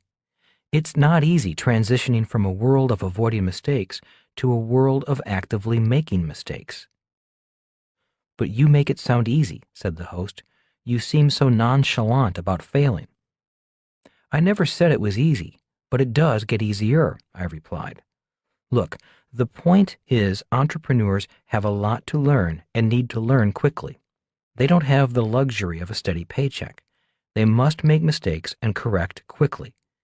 If entrepreneurs avoid making mistakes, or if they pretend they haven't made a mistake or blame someone else for their mistakes, the learning process will overwhelm the entrepreneur and the business fails. You have to learn quickly because you're making something out of nothing, added the host. There is nothing there to support you. Especially in the beginning of your development as an entrepreneur, yet, as you get better, you can go from nothing to something very quickly. One of the great joys of being an entrepreneur is the ability to take an idea and turn that idea into a successful business in a short period of time. Centuries ago, alchemists were trying to turn lead into gold. An entrepreneur's job is to turn an idea into gold. It's almost money for nothing, said the radio host. Almost, I replied. If you can do that, you'll never need a job. You can go just about anywhere you want in the world and strike it rich. I do business in over 80 countries. One of my mining companies operates in China, and the other operates in South America. An employee or a self-employed person's scope of business is often limited to a town, state, or country. So it is a different world, conceded the host. Yes, I replied. That is the world of an entrepreneur. If you are good, you are free to travel the world and do business.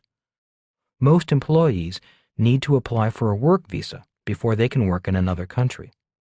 An entrepreneur may enter a country as a corporation or form a joint venture with another corporation in that country.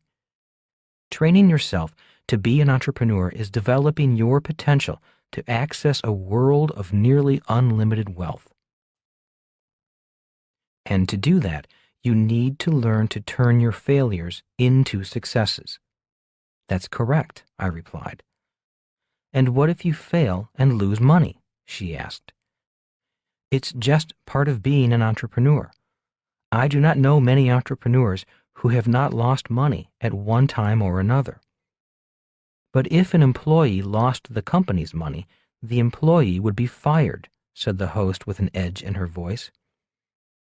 In many companies they would be, I replied quietly. My point is that it is the fear of losing money that costs people the most money. They are so afraid of losing, they lose. They settle for a steady paycheck. They may not lose much money in their life, but they lose out on the potential for great wealth. Truth during the commercial break. I need to take a commercial break, said the host as she shut down the studio. The sound engineer then took over and began to play the commercials that supported the show. I've wanted to quit my job for years, said the host, feeling safer in her soundproof room and not broadcasting to the world. But you were paid too much to quit, I said, completing her thoughts. Nodding, she said, Yeah, that's it. I'm not paid a lot, just enough so I won't quit and go somewhere else. I need my paycheck. My husband and I make a lot of money, but with 4 kids in school, there is no way we can do what you are talking about. Although I did not agree with her point of view, I did let her know I understood how she felt. So, what would you say to me? How do I break out? I need that paycheck. I need this job, even if it doesn't pay much. I feel I am trapped in a room with walls that are closing in around me. What can I do? Taking a moment to collect my thoughts, I finally asked, Do you remember the example I used of the baby learning to walk? Yes, I do, said the host. And once they can walk, the baby becomes a child. And once they learn to drive, they become a young adult. And that is how we learn anything in life. We learn by first having a desire for a change. We want something better. You may have enjoyed your work at one time, but now you know it is time for a change. It's time to move on, just as a baby somehow knows it is time to change. It's time to stop crawling. At some magical point in time, the baby knows when the time is right, when it's time to do something different. The baby begins by clinging to something, like a parent's pants leg or the leg of a table. Babies wobble as they are learning to bridge the gap between crawling and walking. They do this repeatedly, and then one day they let go and fall down. The baby failed. Instead of quitting, which is what many adults would do, the baby repeats the process again and again. Then one day, the baby's mind, body, and spirit come into alignment and the baby can stand. Soon after standing, the baby learns to walk. The baby becomes a child. Then come bicycles, and then come cars, said the host. Babies become children, and children become adults. I completed the thought by saying, yes, and the process is similar for entrepreneurship. I just happened to start at age 9, failed at 9, and succeeded at 9. You can do the same if you are willing to risk going through your learning process. So you are confident in your skills as an entrepreneur? Asked the host. No, not really. I am confident in my ability to make mistakes, correct, and improve my business. I am a better entrepreneur today, and I plan on getting better. But no, I am never fully confident in my skills as an entrepreneur because I do not rest on my laurels or my past successes. I constantly put myself in situations where I am beyond my skills. I am always on edge, always tentative, always testing myself. That is the way I continually get better. And that is why you start new businesses, even if you fail? Asked the host. I start new businesses even if I succeed. That is why I have so many businesses that run without me. That is my secret to great wealth. Most employees have one job. As an entrepreneur, I have multiple businesses. That's why you do not want to be self-employed or run the business. Yes, and that is why I am glad I failed at the age of 9. At the age of 9, I learned how to start businesses that run without me. I wrote about those businesses in Rich Dad, Poor Dad. Yes, I remember, said the host. I just did not get the significance of those businesses. I did not realize those tiny businesses would have such a profound impact on your life. Nodding again, I said, I found my strategy for life at the age of 9. The sound engineer then informed us the commercial break was over, and it was time to continue the interview. The host turned on her microphone and said, we only have a few minutes left, so let's wrap this up. You're telling us that an entrepreneur's job is to make mistakes and an employee's job is to not make mistakes. Is that your message? Yes, it is. At least that is the way I see it. If I am not taking calculated risks, not making mistakes, and growing the company, I should be fired. If my employees make too many mistakes, I might have to let them go. That is why I hire smart employees who hate making mistakes.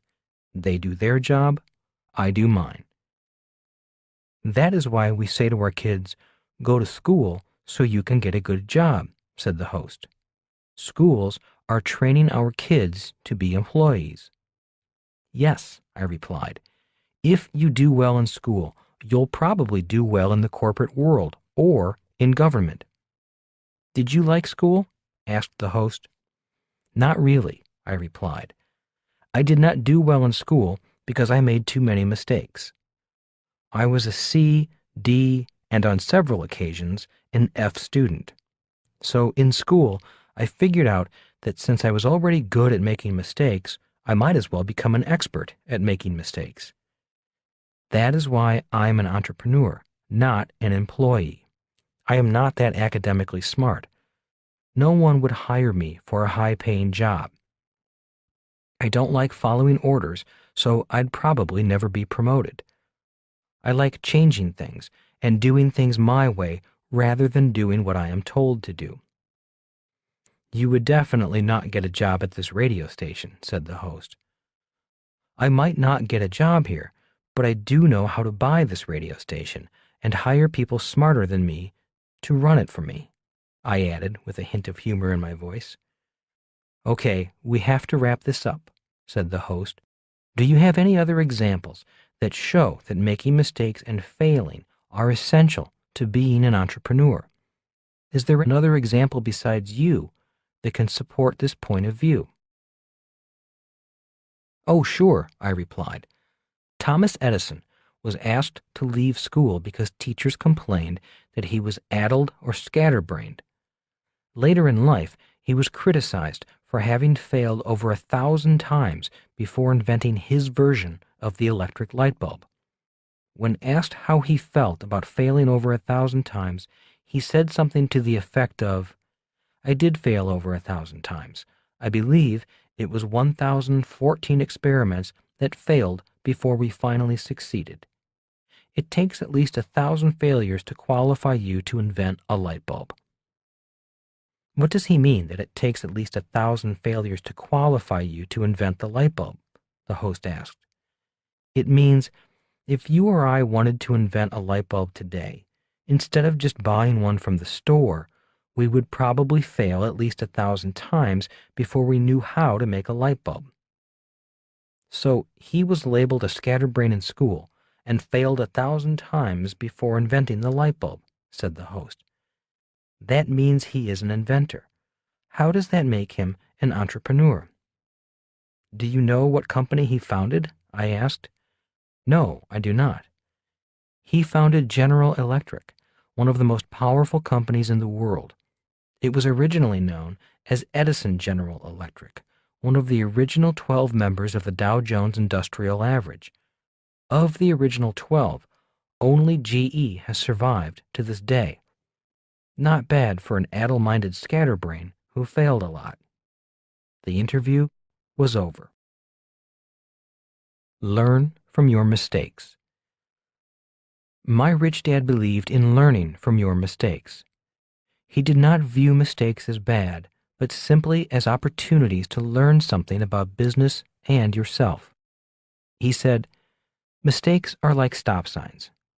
Mistakes say to you, hey, time to stop, take a moment, you don't know something, it's time to stop and think. Rich Dad also said, a mistake is a signal that it's time to learn something new, something you did not know before. Along that line of reasoning, he also said, too many people are too lazy to think. Instead of learning something new, they think the same thoughts day in and day out. Thinking is hard work. When you are forced to think, you expand your mental capacity. When you expand your mental capacity, your wealth increases. So, every time you make a mistake, stop and take the opportunity to learn something new, something you obviously need to learn. When something does not go your way, or something goes wrong, or you fail, take the time to think. Once you find the hidden lesson, you will be thankful for the mistake. If you are upset, angry, ashamed, blaming someone else for the mistake, or pretending you haven't made a mistake, you haven't been thinking hard enough. Your mental capacity hasn't expanded enough. You haven't learned the lesson, so keep thinking. Poor Dad's philosophy on mistakes. My poor dad, being an educator, had a different point of view on mistakes. To him, making a mistake also indicated you did not know something, but to him, making a mistake meant you were stupid or intellectually challenged. When my poor dad made a mistake, he often pretended he did not make one, denied making one, or blamed someone else for the mistake. He did not view making mistakes as an opportunity to learn and increase one's intellectual capacity. He did his best to avoid making mistakes. He did not view making mistakes as a good thing, like my rich dad did. Bad luck to good luck.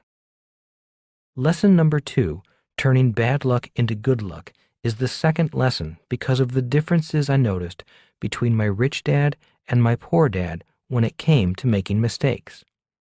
In my opinion, it was each man's personal philosophy on the subject of mistakes that determined his ultimate success in life. His first big failure. In earlier books, I talked about coming home from the Vietnam War and having to decide in which dad's footsteps I would follow. I was about 25 at the time, and both my dads were just turning 50. My poor dad had just lost his bid as the Republican candidate for lieutenant governor of the state of Hawaii.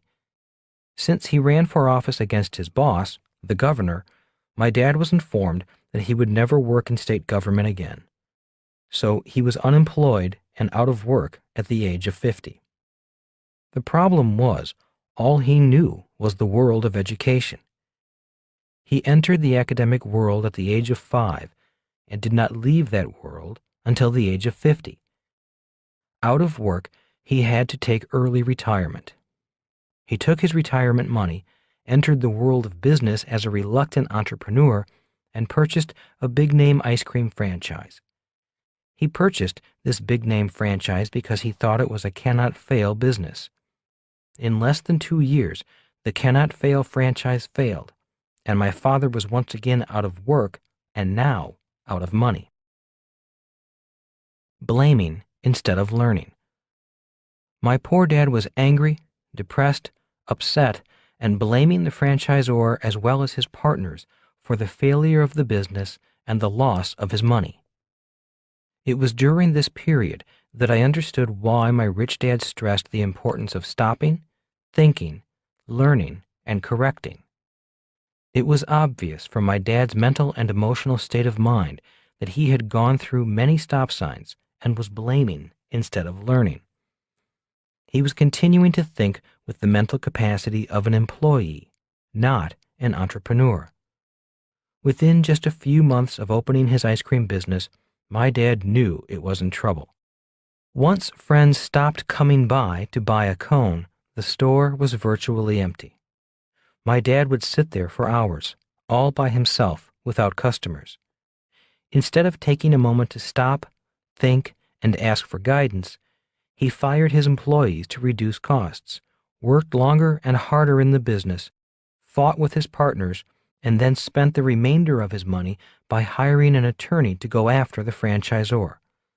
In other words, he used up his money blaming the franchisor for his problems.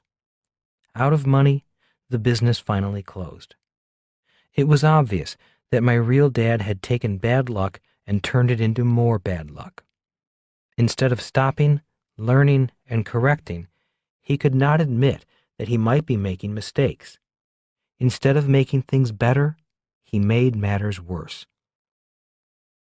With his political campaign loss and the loss of his first and only business, he remained angry and defeated until he died, nearly 20 years later. That is why this lesson on mistakes, bad luck, and being dumb and dumber yet getting richer and richer is so important to me. Show me a happy loser. I once heard Vince Lombardi, the famous coach of the Green Bay Packers professional football team, say, "Show me a happy loser, and I will show you a loser."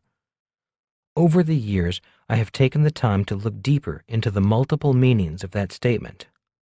On the surface, Vince Lombardi's words seemed to mean that people who take losing lightly are losers.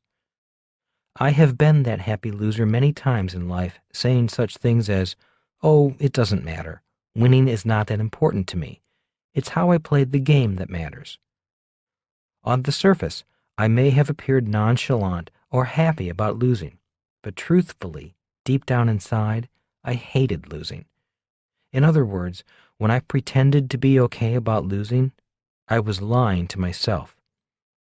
The more I thought about Lombardi's quotation, the more meanings came to the surface.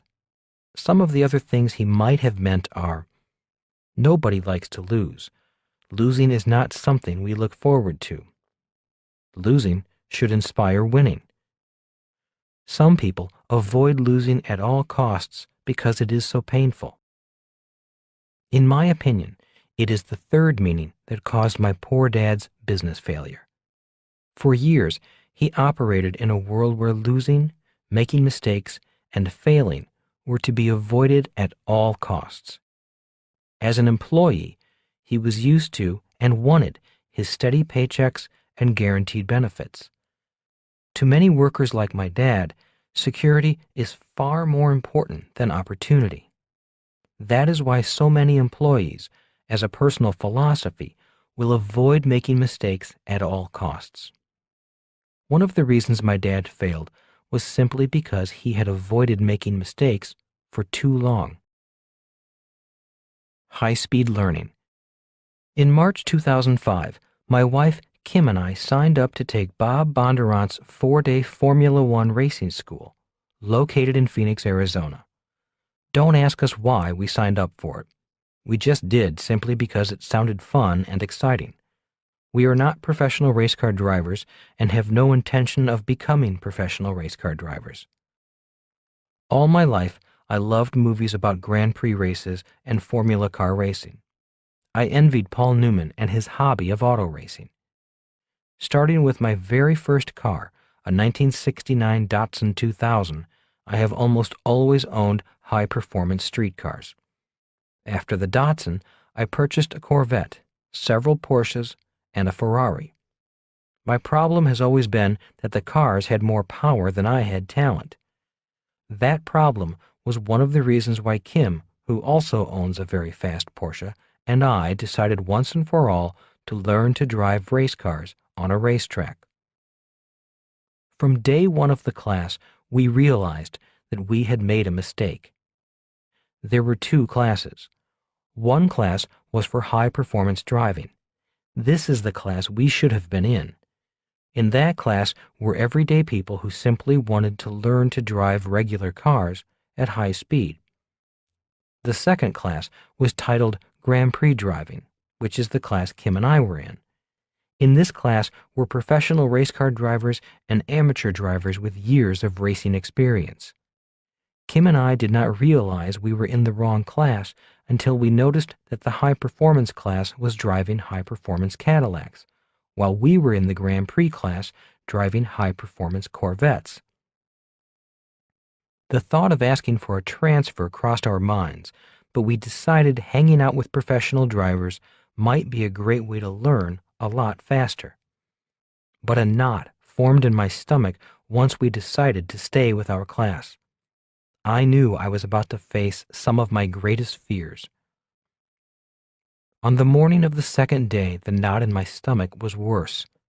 My logical mind was chattering away, trying to find a way to quit gracefully. In the classroom, my instructor came up to me and kindly said, "You're driving too slowly. You need to drive much faster." At that moment, I was ready to quit, and I would have, except the instructor then said, "Your wife Kim is catching on. She's driving much faster than you are."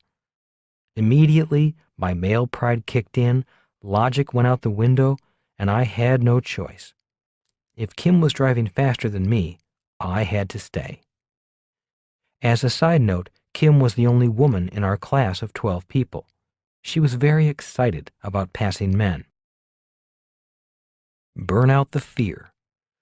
For 3 full days, the knot in my stomach grew worse as speeds kept increasing, turns came faster, and my mind went into sensory overload with all I had to learn and do at high speeds. At lunch on the 3rd day, I finally asked my instructor why he kept insisting I increase my speed. After all, I wanted to drive slowly so I could learn the lessons before adding speed. He smiled and said, "I want you to go fast because speed will burn that fear out of you. Your fear keeps you stuck. You get up to your fear and then back off of the throttle. Your fear is still driving the car. That is why, when you get up to that fear, I want you to go full throttle." Again, I wanted to quit. Again, I was being told I was not going fast enough. Again, I thought that the way to learn was to practice at slow speeds, not fast speeds. "Look," said Les, my instructor, "you have to trust that there is a Grand Prix driver inside you. If you don't go fast, you'll never meet the driver inside you. I want you to push yourself. Push that throttle so the driver in you comes forward and takes over the car. If I let you go slowly, the coward in you is still driving the car. There is only one way the professional driver can come out, and that is by pushing hard on the accelerator. When you go to full throttle, you have to trust that the professional race car driver in you will take over." On the 4th day, the knot in my gut was even worse, and my mind was coming up with every reason why I did not have to do this course. The 4th day is when the class stops driving the Corvette and gets into Formula One open-wheeled racers. On this day, we had red jumpsuits and helmets on. Being overweight, I had trouble sliding down into the car. It felt like I was sliding into a coffin. I couldn't move. Again, the coward in me almost took over. I wanted to quit. I could hear my mind saying, "You don't need to do this. You don't have anything to prove. You'll never be a race car driver. Why are you doing this? This is nuts." In less than an hour, I was happier than I have been in years. I was at home in the car. Suddenly, all 3 days of lessons, fears, and frustrations clicked, and I was driving the car at full throttle. Instead of fear, it was exhilaration. The driver in me had pushed the coward aside and taken over the car. As we left the class late that afternoon high as kites, one of the students who was in the high-performance sedan driving course instead of the Formula One racing class we were in came over to us and said, "I loved the class I was in, but I really wish I was in your class."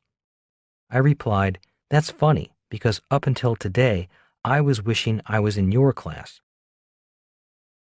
Two different worlds. The reason I mentioned the driving school is not to brag about my new driving skills. I mention it because the school is about a process very similar to an employee becoming an entrepreneur, a process of going from one world to another. One of the first lessons I learned is that what I need to do on the streets and highways is opposite to what I have to do on the racetrack. For example, on the highway, if you see a wreck directly in front of you, most people step on their brakes. In the driving school, we were taught to step on the throttle. In the real world, when a car begins to skid, most people step on their brakes. In driving school, we have to know when to step on the brake and when to step on the throttle. In other words, with different skids, there are different responses. Trust me, stepping on the brake is easy.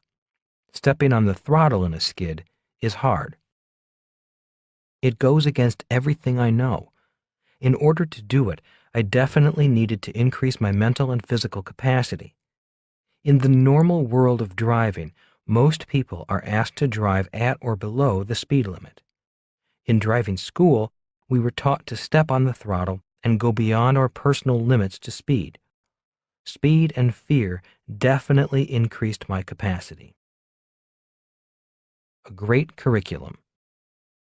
My 4 days at the Bob Bondurant High Performance Racing School were 4 days of the steepest learning curve I have ever gone through in my life.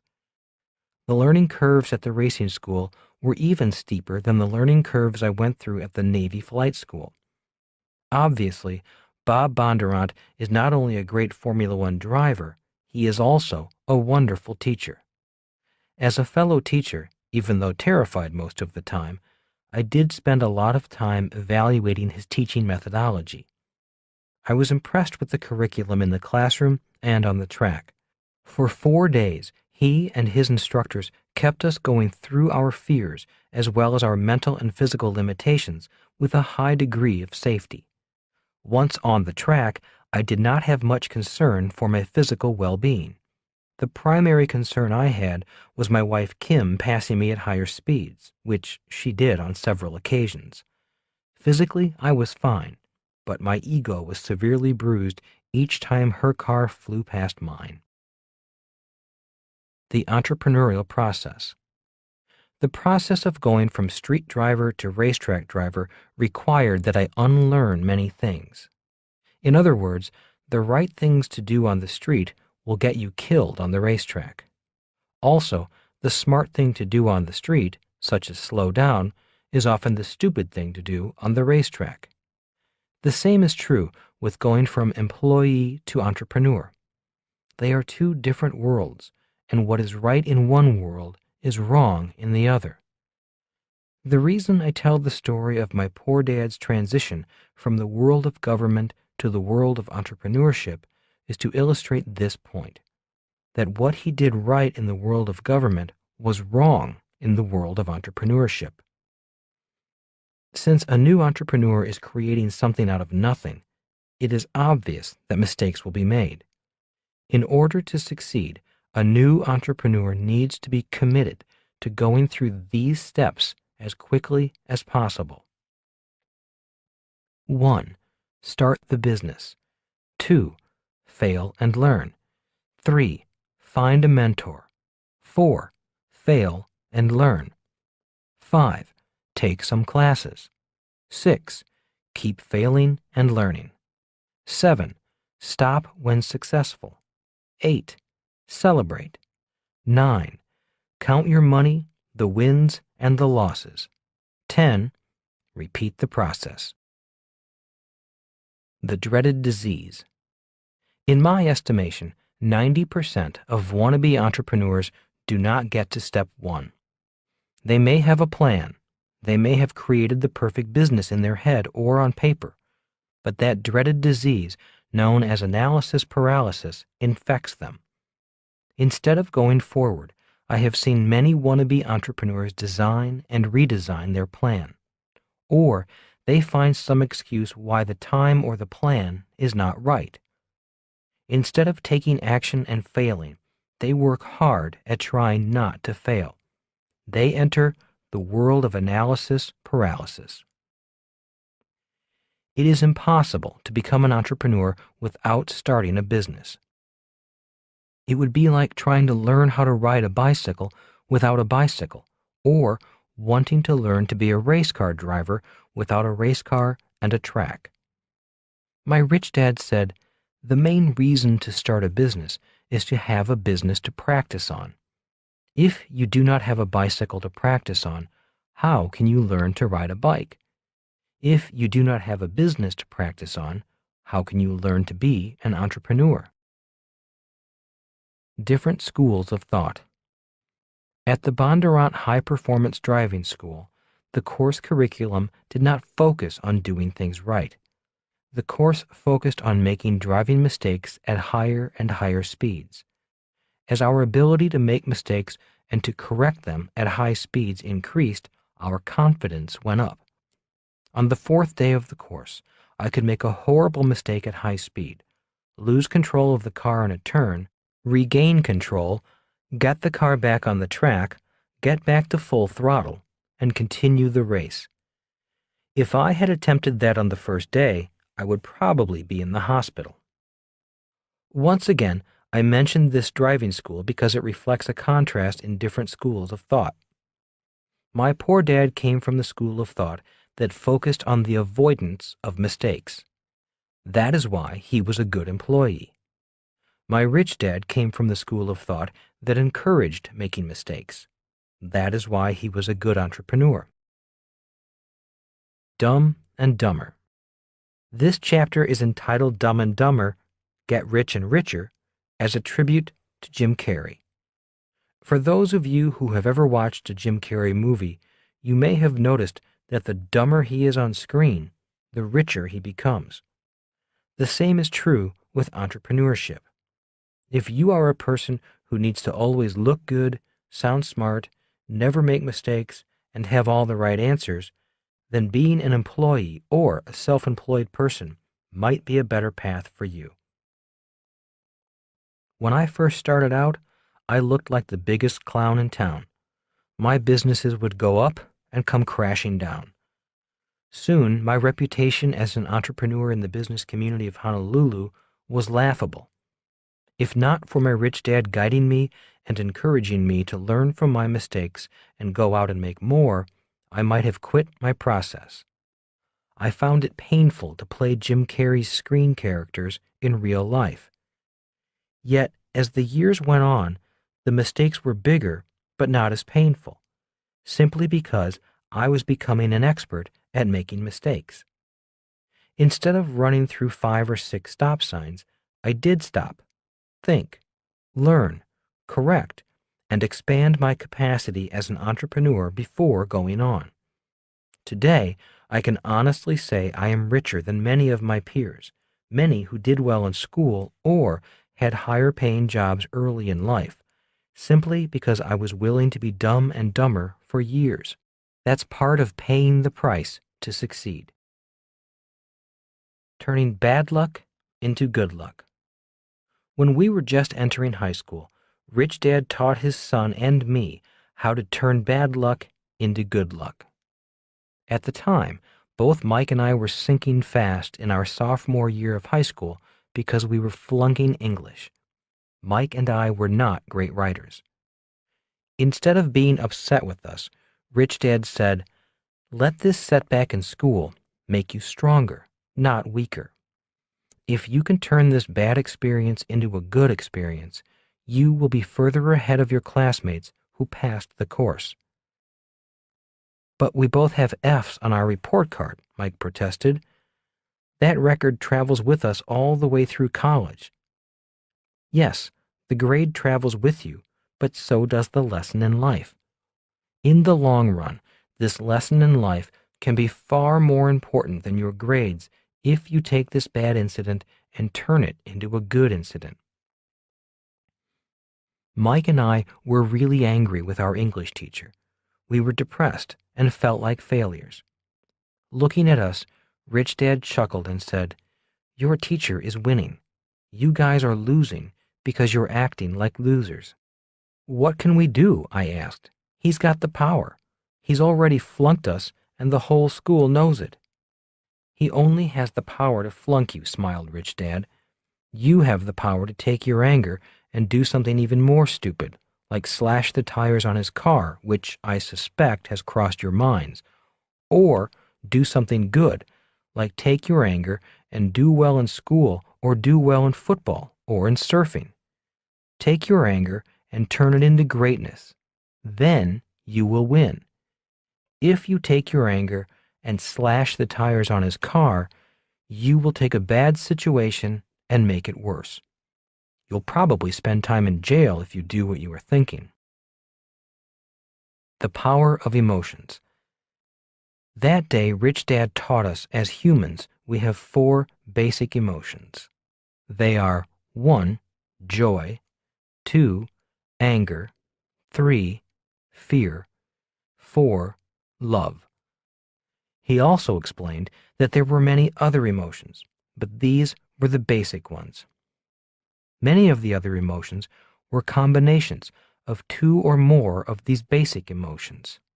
For example, sadness is often a combination of anger, fear, and love, and occasionally joy. He then taught us that each emotion can be used in 2 basic ways, for good or for bad. For example, I could feel joy and use the joy to go out and drink heavily, which would be using the emotion of joy for a bad purpose. I could also use the emotion of joy and send thank you notes to everyone who helped me in life. The same is true with all 4 basic emotions, even love. Today, I still do not like my English teacher, yet I am grateful that he flunked me. If not for that F, I might not have studied harder to get through college, and I might never have become an international best-selling author. In other words, that F at the age of 15, combined with my first business failure at the age of 9, has made me a millionaire over and over again. Best of all, not only did I learn many lessons about life and myself, but I learned to turn my anger into joy. And I learned that being dumb and dumber can make me become richer and happier. And that is one of the steps in turning bad luck into good luck. As Rich Dad said, if you can turn bad luck into good luck, you will be twice as lucky in love, life, health, and money. Rich Dad's entrepreneurial lesson number 3. Know the difference between your job and your work. Chapter 3. Why work for free? The difference between work and a job. "Do you know the difference between your job and your work?" asked Rich Dad one day. Puzzled, I asked, "Aren't they the same thing? Isn't a job the same as work?" Rich Dad shook his head and said, "If you want to be successful in life, you need to know the difference. "What's the big deal?" asked Mike as he and I shrugged our shoulders and waited for the lesson we knew was coming, whether we wanted it or not. "What does your dad always say to you about getting a job?" asked Rich Dad. Thinking for a moment, I replied, "He says things like, go to school and work hard so you can get a good job." "Does he say, do your homework so you can get a good job?" "Yeah," I replied, "he does say things like that." "So what is the difference between your job and your work?" asked Rich Dad again. "I don't know," I replied. "It all sounds like work to me." "Oh, I get what you're saying," said Mike. "A job is something I get paid for. I do not get paid for work, such as my homework. Work is what I do to prepare me for my job." Rich Dad nodded. "That's it. That's the difference between your work and your job. You get paid for a job, but you do not get paid for doing your work." Looking at me, he asked, "Do you get paid for doing yard work at home, or does your mom get paid for doing her housework?" "No," I replied. "Not in my family. I don't even get an allowance." "Do you get paid to do your homework?" asked Rich Dad. "Does your dad give you money to read books?" "No," I replied a little sarcastically. "Are you saying that my homework is what prepares me for my job?" "That is what I am saying," Rich Dad smiled. "When it comes to money, the more homework you do, the more money you earn on your job. People who do not do their homework make less money, regardless if they are an employee or an entrepreneur." Thinking for a long while, I finally asked, "So is it true that if I do not do my homework at school, I won't get a high-paying job?" "Yes, I would say that is true," said Rich Dad. "At least, if you don't do your homework, you will not become a medical doctor, accountant, or lawyer. If you are an employee, it's tough to get promoted and earn more money if you don't have a trained skill or a college degree. And if we want to be entrepreneurs, we need to do a different type of homework?" I asked. Rich Dad nodded and said, "Many entrepreneurs quit their job without doing their homework. That is why so many small businesses fail or struggle financially. So you're having us do our homework to become entrepreneurs." "Exactly," Rich Dad said, "and that is why I am not paying you. Working for me for free is doing your homework. Many employees do not understand working for free. They expect to get paid for anything they do. That is why they fail. They continue to think like employees. They want that steady paycheck." Lots of work, but no jobs. In many poor parts of town, there is a lot of work to be done, but there are very few jobs, Rich Dad continued. Thinking for a moment, I finally repeated what he said. There is a lot of work, but no jobs? To me, it was puzzling, and I needed to think more about what he said. "Why is that?" asked his son Mike. "Well, one reason is that we are trained in school to look for jobs. If there are no jobs, people are out of work, even if there is a lot of work to do. When a factory closes or moves overseas, it usually leaves behind a lot of unemployed employees." Rich Dad continued to explain. "Employees see no jobs, so they do nothing. On the other hand, an entrepreneur sees a lot of opportunity. The entrepreneur knows that the jobs will come if the work is done. So they need to be retrained. They need to do their homework," I added. "That's the work that needs to be done." "That is some of the work," said Rich Dad. "Look, the point I am making is that too many people confuse work with their job. Too many people expect to get their job training for free. Even if a person has a job, too many employees expect their employers to provide them with training and pay them at the same time." "They want the company to pay for their education?" I asked. Being a teenager and not having worked in a big company, The idea of expecting to be paid for training was strange to me. Many people also expect the government to provide them with job training for free, added Rich Dad. And that is why you say they are poor people, said Mike. It's more than financial. It is a poor attitude toward the value of education, training, and preparing oneself to have a skill people will pay for. Rich Dad agreed. I've seen employees attending training classes while keeping one eye on their watch.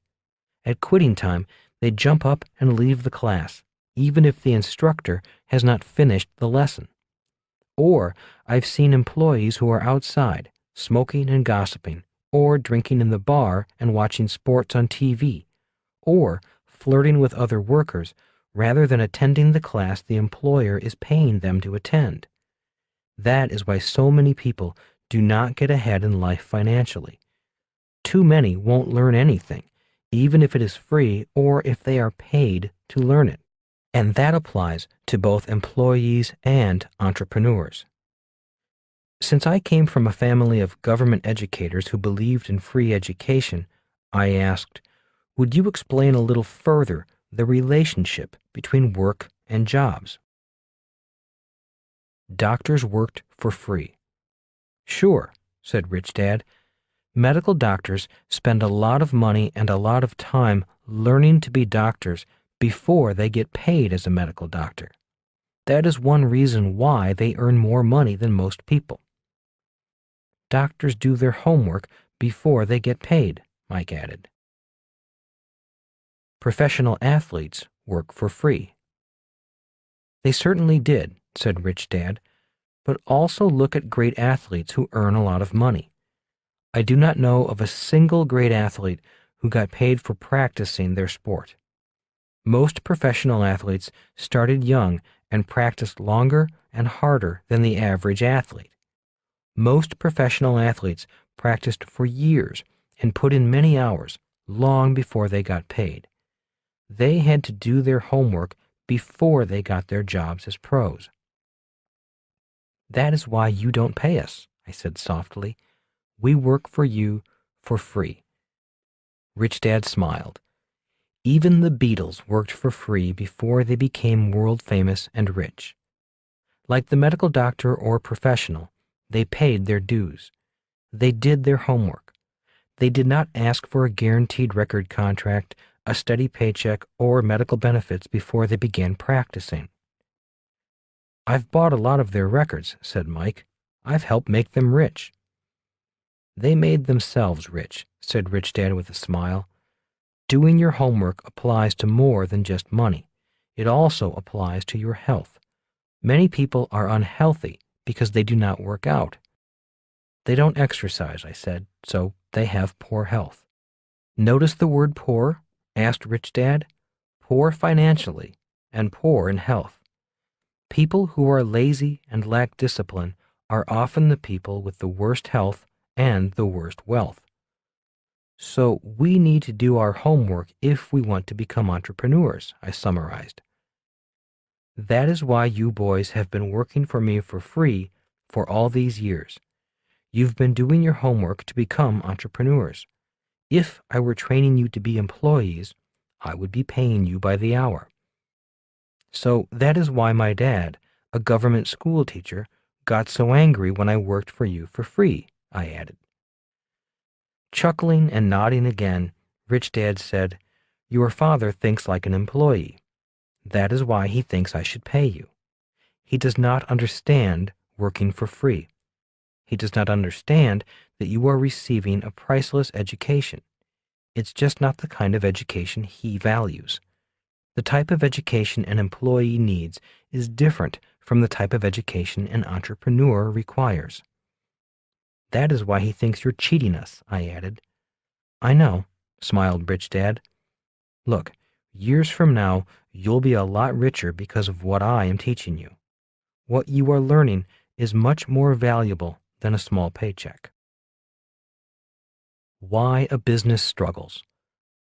Before quitting your job, you will need to find out how many different jobs make up a business.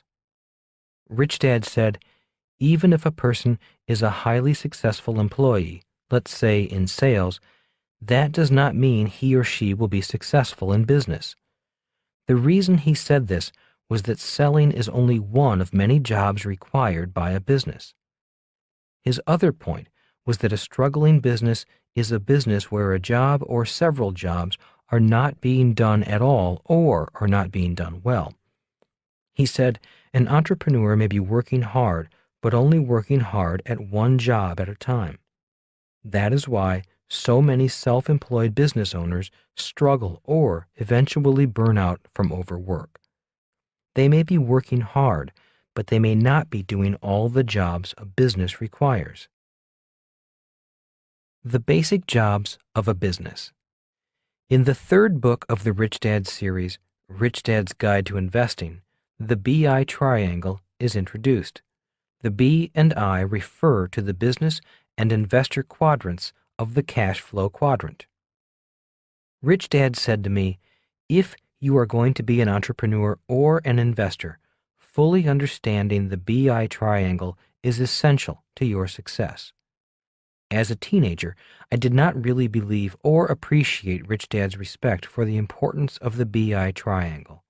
Today, I do. A great new product. Many times, individuals will say, I have an idea for a great new product. As you can tell from the BI triangle, the product is only the tip of the iceberg. Job descriptions for a successful business. You can think of the different aspects of a business as job descriptions. To be successful, the business needs someone with the skills to fulfill each of those functions. Starting with the product level, you will see the list of jobs required to bring the product to market. In simple terms, product, legal systems, communications, and cash flow are technically all the elements required for a business to function successfully. If one or more of these elements is missing or is being done poorly, the business will struggle and often will fail. When my poor dad's ice cream business began to fail, it was not because it was not selling a good ice cream product. In fact, it was a great ice cream product. In my opinion, the reason the business failed was that my dad was not a good sales or marketing person. He was a great communicator as a speaker, yet he failed to fill the job description known as communications. Taking my poor dad's ice cream lesson a little further, my dad did not realize that sales and marketing involve more than simply running advertising or being able to sell an extra scoop of ice cream to a customer. His problems began when he thought the brand of ice cream was all he needed for success. His problems began when he rented a cheap location in a remote shopping mall. His ice cream shop was located in an obscure corner of a so-so shopping mall. That meant he did not have foot traffic or car traffic passing in front of his shop. No one knew where his ice cream shop was. He thought the brand of the ice cream was strong enough to pull customers in. His business began failing before there even was a business. He almost made it. In retrospect, he did well when it came to choosing a good product. The legal work for the franchise was also done well. The system for making the ice cream was excellent. The franchisor made sure there was a good accounting package as part of the business, so the cash flow component was covered. There just wasn't enough cash to count. So my dad did a good job in covering 4 out of the 5 elements. He almost made it. Where my dad did a poor job was at the communications level of the BI triangle. He did not fully understand the intricacies of sales and marketing. When sales did not happen, the whole business began to fail. Instead of cutting his losses and purchasing a better location immediately, my dad did what many people do when sales decline and cash becomes tight. He cut back on staff. He cut back on advertising. He went cheaper instead of spending more money. When he did spend money, he spent it on legal bills, blaming the franchisor for his problem. few things are a bigger waste of money than a lawsuit. Yet, that is what happens when people blame rather than learn. Instead of looking at his own actions and taking personal responsibility for the mistake, my dad insisted he was right. Eventually, he went broke. There is a poem that describes people who are willing to die being right. It goes, "Here lies the body of Justin Gray. He died defending his right of way. He is right, his case is strong, but he's as dead as if he were wrong." Every time I see people taking their sweet time in a crosswalk, expecting all cars to stop as they cross a busy street, I think of this poem. When I meet people who need to be right, who habitually blame other people when things go wrong, who would rather argue than listen, who know all the answers, or who think they are the center of the universe, I think of this poem. I also repeat this poem to myself whenever I become Justin Gray. The triangle of financial success. The BI triangle applies to more than just the B and I quadrants. For example, if an employee is a receptionist for a business, a well-answered phone is the product of the job. In my opinion, the receptionist has one of the most important jobs in the company. If the receptionist does their job well, the company actually runs smoother. If the receptionist delivers a bad product, for example, by being rude over the phone, then their value to the company goes down. The receptionist should be counseled, retrained, or terminated. I am sure we have all experienced a rude receptionist at one time or another. The receptionist also has legal rights. If the company violates those rights, the receptionist can take action. The receptionist is an essential part of the entire business system. At home, the receptionist may be the leader of a system known as a home and a family. If life at home is happy, then chances are that the receptionist does a better job at work. If the systems at home are breaking down, such as no heat, no water, leaky roof, or problem family members, the failing systems at home may affect the systems at work. Since the receptionist is an integral link in the communication of a business, if he or she has poor communication skills, once again, the entire business system suffers. Retraining or removal is essential. If the receptionist has loving communications at home, this reflects in the receptionist's life. If communications at home are abusive, it can greatly affect the job performance of the receptionist. Managing cash flow at home is very important. If the receptionist spends too much money, this not only affects life at home, but may also affect the receptionist's attitude at work. The number one reason for arguments in a marriage is money. Sadly, many divorces are caused by problems in the cash flow of the family. An entrepreneur's homework. Before quitting their jobs, entrepreneurs should do their homework. That means making sure that the BI Triangle's 5 components for their new business are covered. 1. Product. 2. Legal. 3. Systems. 4. Communications. 5. Cash flow. If the entrepreneur is weak in covering just one of the 5 elements, the business may fail, struggle financially, or fail to grow. That is why the lesson in the first chapter is, a successful business is created before there is a business. A simple checklist. A business is far more complex than this overly simplified list of 5 jobs. Nonetheless, this simple list has served me well over the years. I often use these 5 jobs as a checklist. Whenever a business begins to struggle, this list of 5 jobs can help analyze and identify where the problem or problems may lie. I have an idea for a new product. Whenever someone says, "I have an idea for a new product," This simple checklist can be used to bring some reality to what may be required to bring the product to market. In most instances, the wannabe entrepreneurs give up on their idea because they are not willing to do their homework. They soon realize why a new product is just the tip of the iceberg, or in this case, the tip of the BI triangle. Why they give up. One reason why so many wannabe entrepreneurs give up is that they start to realize they are only trained for one out of the 5 levels. For example, a creative artist may only be formally trained at product design. An attorney may only be formally trained for the legal level of a business.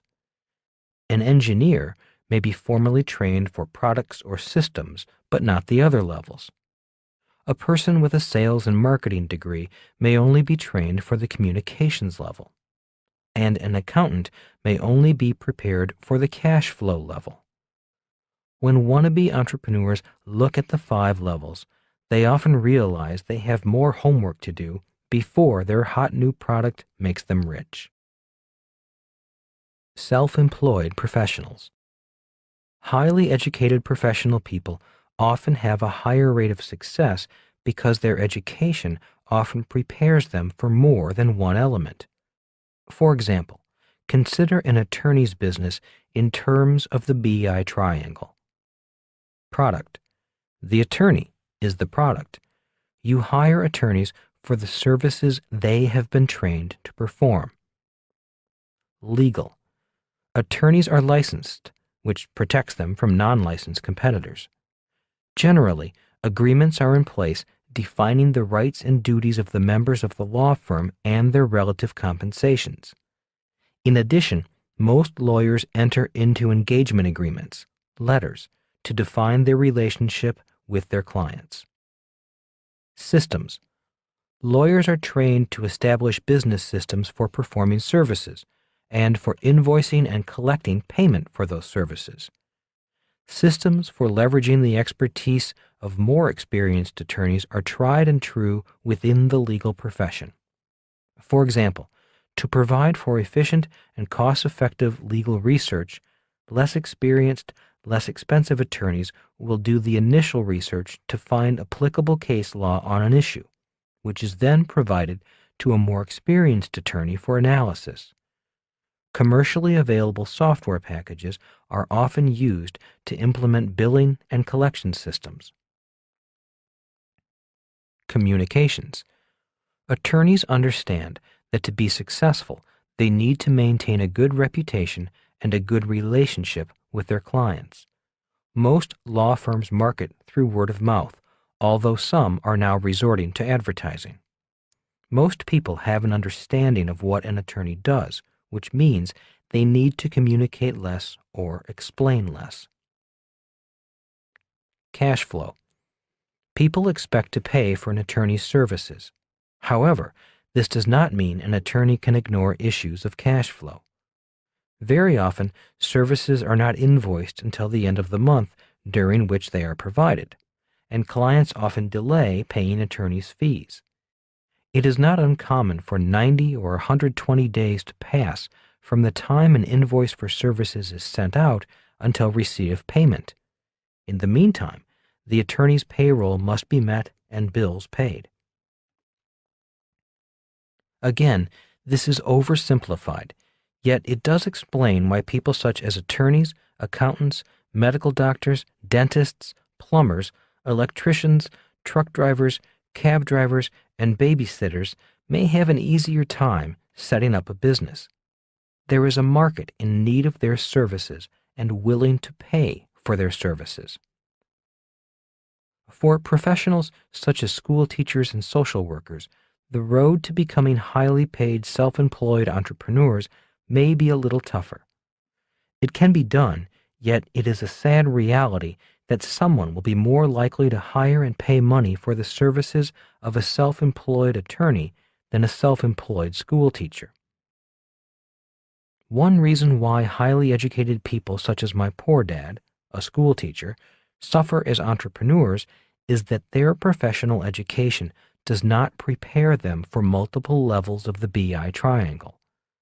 Many people, such as firemen, nurses, librarians, or secretaries, are trained to perform essential services, but not the services required by the 5 elements of a business. Before they quit their job, I strongly recommend they do their homework. You do not have to be first. Many people think Thomas Edison was the first person to invent the electric light bulb, which helped him found General Electric. The facts are, he was not the first. Records show that he was actually 23rd on the list of people who invented working light bulbs. So why does history recognize Edison as the inventor, and why did his company become one of the biggest in the world? The answer is found in his life, in the BI triangle, and in the 5 components of a business. Edison was born in 1847. From ages 12 to 15, he worked on the railroad selling snacks and printing his own newspaper. From 15 to 22, he worked for the telegraph company. In 1869, at age 22, he received his first patent. In 1876, he constructed his own laboratory in New Jersey. In 1878, he invented the tinfoil phonograph. In 1879, he invented electric light. In 1882, he installed a complete electrical system in New York City. Communications. Raise money. You may notice that instead of attending school from the ages of 12 to 15, Edison worked in sales. He would go up and down the train selling candy and a newspaper he printed. He was working on the communications level. When I left the Marine Corps in 1974, my rich dad said, "You must get a job in sales." Being able to sell is the basic skill of all entrepreneurs. I went to work for the Xerox Corporation and suffered for 2 years because I was shy and I hated rejection. But by 1977 and 1978, I was consistently in the top 5 of all salespersons. Today, I meet many wannabe entrepreneurs who have a great idea for a new product or new business. The problem for most of them is that they cannot sell, which means they cannot raise money. The inability to raise money may be the #1 reason why most wannabe entrepreneurs give up and go back to their jobs. Cash flow. Develop your ability to sell. If you cannot sell, you cannot be an entrepreneur. If you cannot sell, you cannot raise money. If the thought of sales terrifies you, get a job at a department store and begin there. Or get a job with a company like Xerox that requires that you go around to businesses and knock on doors. As your courage increases, you may want to try a company in network marketing or direct sales that is willing to train you. An entrepreneur raises money from friends and family, banks and organizations that support entrepreneurs, customers, suppliers, investors, public markets. I have read books about Edison that say his ability to sell allowed him to have a constant stream of venture capital flowing into his projects. They say he was ahead of his time in understanding and integrating the concepts of self-promotion.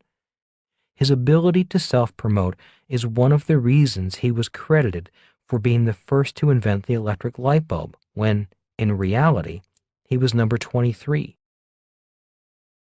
Cash flow. Develop your ability to sell. Typically, the person who raises the money or puts up the money to start the business owns the lion's share of the business. So learn how to sell and keep learning. For me, learning to sell was much like learning to drive race cars. It was my own fear that I had to overcome. I am saddened by the fear in the eyes of people who want to be entrepreneurs but are afraid of selling. Legal. Protect your asset. In 1869, Thomas Edison received his first patent at the age of 22. He was doing his job by legally protecting his asset. Later in this book, I will go into why this step is so important for any entrepreneur. Systems. Control the network. By working for the telegraph company, Thomas Edison learned to understand the power of a system. That is why, when inventing his electric light bulb, he was also designing the electrical system that would power his light bulbs. If he had not worked for the telegraph company, he might not have known the importance of this system. Another word for system is network. That is why the richest people on earth control networks such as television networks, radio networks, gasoline networks, network marketing networks, and distribution networks. A big difference between a small business owner and a big business owner is the comprehension of the importance of a system or a network. Our success at the Rich Dad Company is largely due to network systems. For example, our publisher distributes our books through their network system of booksellers, and our radio shows travel through the airwaves of radio networks. Do your homework. As you can tell, this overly simplifies the importance of making sure that all 5 components of the BI triangle are functioning well. Once again, if one or more of the 5 components is not being done, the business suffers. If an entrepreneur designs a business and forgets one of the 5 elements, the business suffers or even fails. The business succeeds or fails before there is a business. That is why it is important to do your homework, even if it means working for free. As this book goes on, we will further develop the BI triangle. Before you quit your job, it is important to look deeper into each component of the BI triangle. This does not mean you have to be an expert at each level. This does mean that, as an entrepreneur, you do not have just one level. You have 5 levels. So, before quitting your job, spend a little time learning more about each level. Rich Dad's Entrepreneurial Lesson Number 4. Success reveals your failures. Chapter 4. Street Smarts versus School Smarts. Good grades in the real world. If I do well in school, will I do well in the real world? I asked my rich dad. That depends upon what you define as the real world. The BI triangle became more meaningful to me after my poor dad shut down his ice cream franchise. He was in his 50s when he took his early retirement money and life savings and lost it all. Instead of rebounding, which many entrepreneurs do after the loss of a business, my dad seemed to go downhill. Rather than start a new business, he took a job as the head of the teachers union and went after his ex-boss, the governor of Hawaii, demanding better wages and benefits for teachers. Rather than learning from his mistakes and becoming a better entrepreneur, he once again became an employee and an advocate for employee rights. One reason why he did not rebound was because he was out of money. Instead of learning to raise capital for his next business venture, he just took a job. He went back to the world of employees where he felt more comfortable. In effect, he went back to doing what he knew, working for and saving money, rather than learning something new, such as how to raise money. My education continues. Realizing that it was the lack of skill in the communications level that brought my dad down, I applied for a job in sales at IBM and the Xerox Corporation. It was not the paycheck, but the sales training that I was applying for. Rich Dad had told me that if I wanted to be an entrepreneur, I had best do my homework at the communications level of the BI triangle. After 2 interviews, it was obvious that IBM was not the company for me, and I am certain they knew that I was not the employee for them. After 5 interviews at Xerox, however, I was on the short list of 10 candidates applying for 4 positions. The final interview was with the Honolulu branch manager. On that day, 6 of the 10 finalists sat outside his office. The other 4 candidates had already been interviewed. At the time of the interview, I was still in the Marine Corps and was dressed in my Marine Corps uniform. Sitting outside the branch manager's office, I nervously surveyed my competition. All of them were younger than I was, fresh out of college, very attractive men and women, and dressed like corporate executives. The Vietnam War was still on and very unpopular in some circles, which meant men in uniform were unpopular in those circles as well. Being off the military base and in downtown Honolulu among civilians was not fun. I had never been spit on, but I was spit at several times. Sitting next to these young people in business attire, I felt really out of place in my Marine Corps uniform, which consisted of a short-sleeve khaki shirt, green slacks, short haircut, and military decorations. Finally, the secretary notified me that the big boss was ready to talk to me. I entered his office and took a seat in front of him. Reaching across the desk to shake my hand, he wasted no time in saying what he had to say. "I've reviewed your file. You come highly recommended by the rest of my staff who interviewed you. They believe you could be a valuable asset to our sales team." With that, I took a deep but quiet breath and waited for the good or the bad news. Although he was saying nice things, I noticed that he had trouble looking at me. His eyes were constantly buried in my file folder. Finally, he looked up and said, "I hate to tell you this, but I am going to be the one who turns you down." Standing, he extended his hand and said, "Thank you for applying." I stood and shook his hand, but my blood was boiling. I wanted to know why. Why was I turned down? Figuring that I had nothing to lose, I asked, "With all due respect, sir, would you mind telling me why you're turning me down? You haven't even given me the courtesy of an interview. Can you give me a specific reason why you're so sure I'm no longer a candidate?" "Now is not the time," said the branch manager. "At this moment, we have 10 excellent applicants and only 4 openings. I wish we had more openings, but we don't. Why not wait a year and reapply? Maybe your chances will be better then. Now, if you'll excuse me, I need to continue interviewing the other candidates." Looking directly at him, I said, "Just give me a reason. How can you tell which one of us is better than the other without an interview? Besides, I believe this is a very rude way to treat me. You have me come all the way over here and then do not even have the courtesy to interview me. So just tell me how you can make a decision without an interview. That is all I want to know." "Okay, if you must know, you are the only applicant without an MBA. You only have a bachelor's degree." With that, the branch manager walked to the door to show me out. "Just a minute," I said. "After earning my bachelor's degree from the Merchant Marine Academy, I've spent 5 years in the Marine Corps fighting a war no one wanted to fight. I did not have to go to war because I was sailing for the oil industry. I was employed by Standard Oil, which made me draft exempt, yet I volunteered anyway. And now you are telling me that you are not going to hire me because I didn't go back to college to get my master's degree? I had other things to do. There was a war to fight, and you are telling me that you'd rather hire draft dodgers who went to school?" "That is not what we are here to discuss.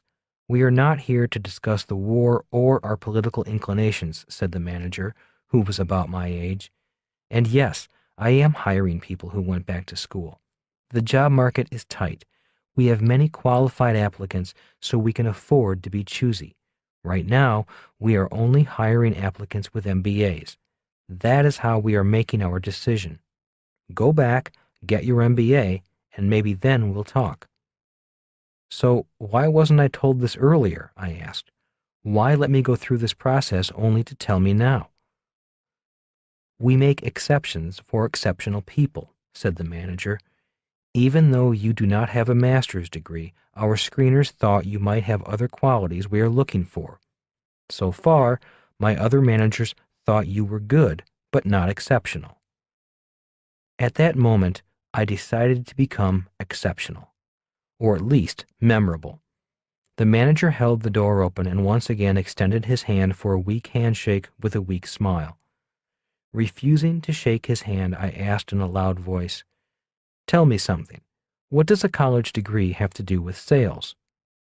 With those words, all the other applicants with their MBAs turned their heads and stared at the open door. It shows character. It shows dedication and a high degree of intelligence. "So what does a college degree have to do with sales?" I repeated. "Okay," said the manager. "What makes you think you can sell, Mr. Marine? What makes you think you're better qualified to sell than these applicants who have more education than you?" "Because I have spent 5 years getting a different kind of education, an education you cannot find in school. While these kids were cramming for college exams, I was flying a helicopter into Viet Cong machine gun nests. My education has been in leadership, to bring out the best in my troops even though we were all terrified. Not only have we been trained in classrooms to think under pressure, we have had to think under pressure in actual combat. Most important, I have been trained to think of the mission before I think of myself, to think of my men before I think of myself. These college kids have been trained to merely kiss butt for a higher grade." To my surprise, the branch manager was listening. I had his attention. At that moment, I decided to go for the close. Even though I do not have an MBA, I know I have the guts, the courage, and the ability to think under pressure. I know because I have been tested, not in the classroom, but on the battlefield. I know your job is to beat IBM, just as my job was to beat the Viet Cong. For a year, I have been flying my gunship against the Viet Cong, a competitor far tougher and more determined to win than any IBM sales rep. My training for the past 5 years has allowed me to beat the Viet Cong. That is why, even though I do not have an MBA, my Marine Corps education has prepared me to beat IBM. If you think an MBA program trains these kids to beat IBM on the street, by all means hire them. I have my doubts, but I do not have doubts about me. If I can beat the Viet Cong, I know I can beat an IBM sales rep, even if they have an MBA and I don't. The entire office area was silent. Looking down the row of hopeful applicants, briefcases carefully placed at their sides or on their laps, I could see the MBAs shaking a little. They heard everything I said. Turning to the branch manager, I shook his hand and thanked him for listening. I had said my piece. Smiling, I said, "I think I'll go work for your competitor." "Just a minute," the branch manager said softly. "Please step back into my office. I do have the power to make an exception in spite of our current hiring policy." Nothing to lose. After being hired, I went to Rich Dad's office to tell him the news. I also told him what I said once I heard I was not going to be hired. He smiled and said, "Sometimes we win the most when we have nothing to lose." He also said, "The hard part for most people is getting to nothing. Most people would rather hang on to a little than let go and get to nothing." 4 years of misery. Learning to sell was much harder for me than learning to fly. In fact, there were many days I wished I were back in Vietnam flying against Viet Cong machine gun nests instead of being on the streets of Honolulu knocking on doors. Basically, I am a very shy person. Even today, parties and social events are painful for me. So, knocking on the doors of strangers was a terrifying daily experience. For 2 years, I was the worst salesperson on the Xerox sales team. Every time I saw the branch manager in the hallway, I was embarrassed. I saw him. I remembered the Vietnam hero speech I gave to get the job. At my semi-annual reviews, my branch manager always reminded me that he had hired me on faith and how his faith in me was slipping. Finally, On the verge of being fired, I called Rich Dad and asked for a meeting. Over lunch, I explained to him that I was failing. My sales numbers were down, my income was down, and I was always at the bottom of the list of salespeople. What do you think my problem is? You're not failing fast enough. Rich Dad laughed his usual laugh. His laugh was his way of letting me know that I was okay and just stuck in the learning process. How many cold calls do you make a day? He asked. 3 or 4 on a good day, I replied. Most of the time, I am doing busy work at the office or hiding in some coffee shop working up the courage to go knock on another door. I hate making cold sales calls. I hate rejection. I do not know anyone who likes rejection or making cold calls, said Rich Dad. Yet I do know people who have learned to overcome their fear of rejection and the fear of making cold calls. They became very successful people in spite of their fears. So how can I stop failing? I asked. Again, Rich Dad laughed and said, the way to stop failing is to fail faster. Fail faster? I whined. Are you kidding me? Why would I want to fail faster? If you don't fail faster, you'll fail anyway, smiled Rich Dad. Look, you're in the middle of a learning process. The process requires that you make many mistakes and learn from those mistakes. The faster you make mistakes, the faster you get through the process and get to the other side. Or you can quit. Then the process spits you out. Rich Dad was saying the same thing Thomas Edison had said about failing 1,000 times before inventing the electric light bulb. Rich Dad was saying the same thing my driving instructor was saying to me when I was learning how to drive a race car at high speed. They were saying that if I wanted to get through the process faster, I had to be willing to fail faster. Failing at failing faster. For a few weeks, I took Rich Dad's advice to heart and did my best to make more cold calls. I knocked on door after door at high speed. The problem was, I was still not getting in front of the person I needed to talk to. Their secretaries were very skilled at keeping pesky salespeople like me away from their bosses. Now that I was failing at failing faster, I called Rich Dad again and asked for advice. I called him because I realized I was even failing at failing. Again, he laughed and said, keep your daytime job and find a sales job at night, but find a sales job that will let you fail faster. Naturally, I whined and complained. I didn't want to work at night. I was single, and this was Hawaii. I wanted to be at the Waikiki nightclubs. I did not want to be selling at night. After listening to me moan and complain, Rich Dad simply asked, how badly do you want to be an entrepreneur? The number one skill of an entrepreneur is their ability to sell. If you do not get through this part of the process, you'll be better off as an employee. It's your life. It's your future. It's your choice. You can fail now, or you can fail later. It was an old lesson. I had listened to the same lesson before. The subject changed. This time, it was the subject of sales. But the lesson was always the same. The lesson was that if I wanted to succeed, I had to be willing to fail. With my own dad's business failure still fresh in my mind, I knew this lesson about sales was especially important. I knew that if I wanted to become an entrepreneur in the B quadrant, I had to learn to sell. But I hated knocking on doors. I dreaded it, day in and day out. One day, after hearing 4 replies of, "We're not interested," and one, "If you do not get out of my office, I'll call the cops," I hit the depths of depression. I went home rather than back to the office. Sitting in my little apartment in Waikiki, I contemplated quitting. I even considered going back to school and getting my law degree. But I lay down, took a couple of aspirin, and that idea soon passed. It was time to fail faster in a new way. Working for free.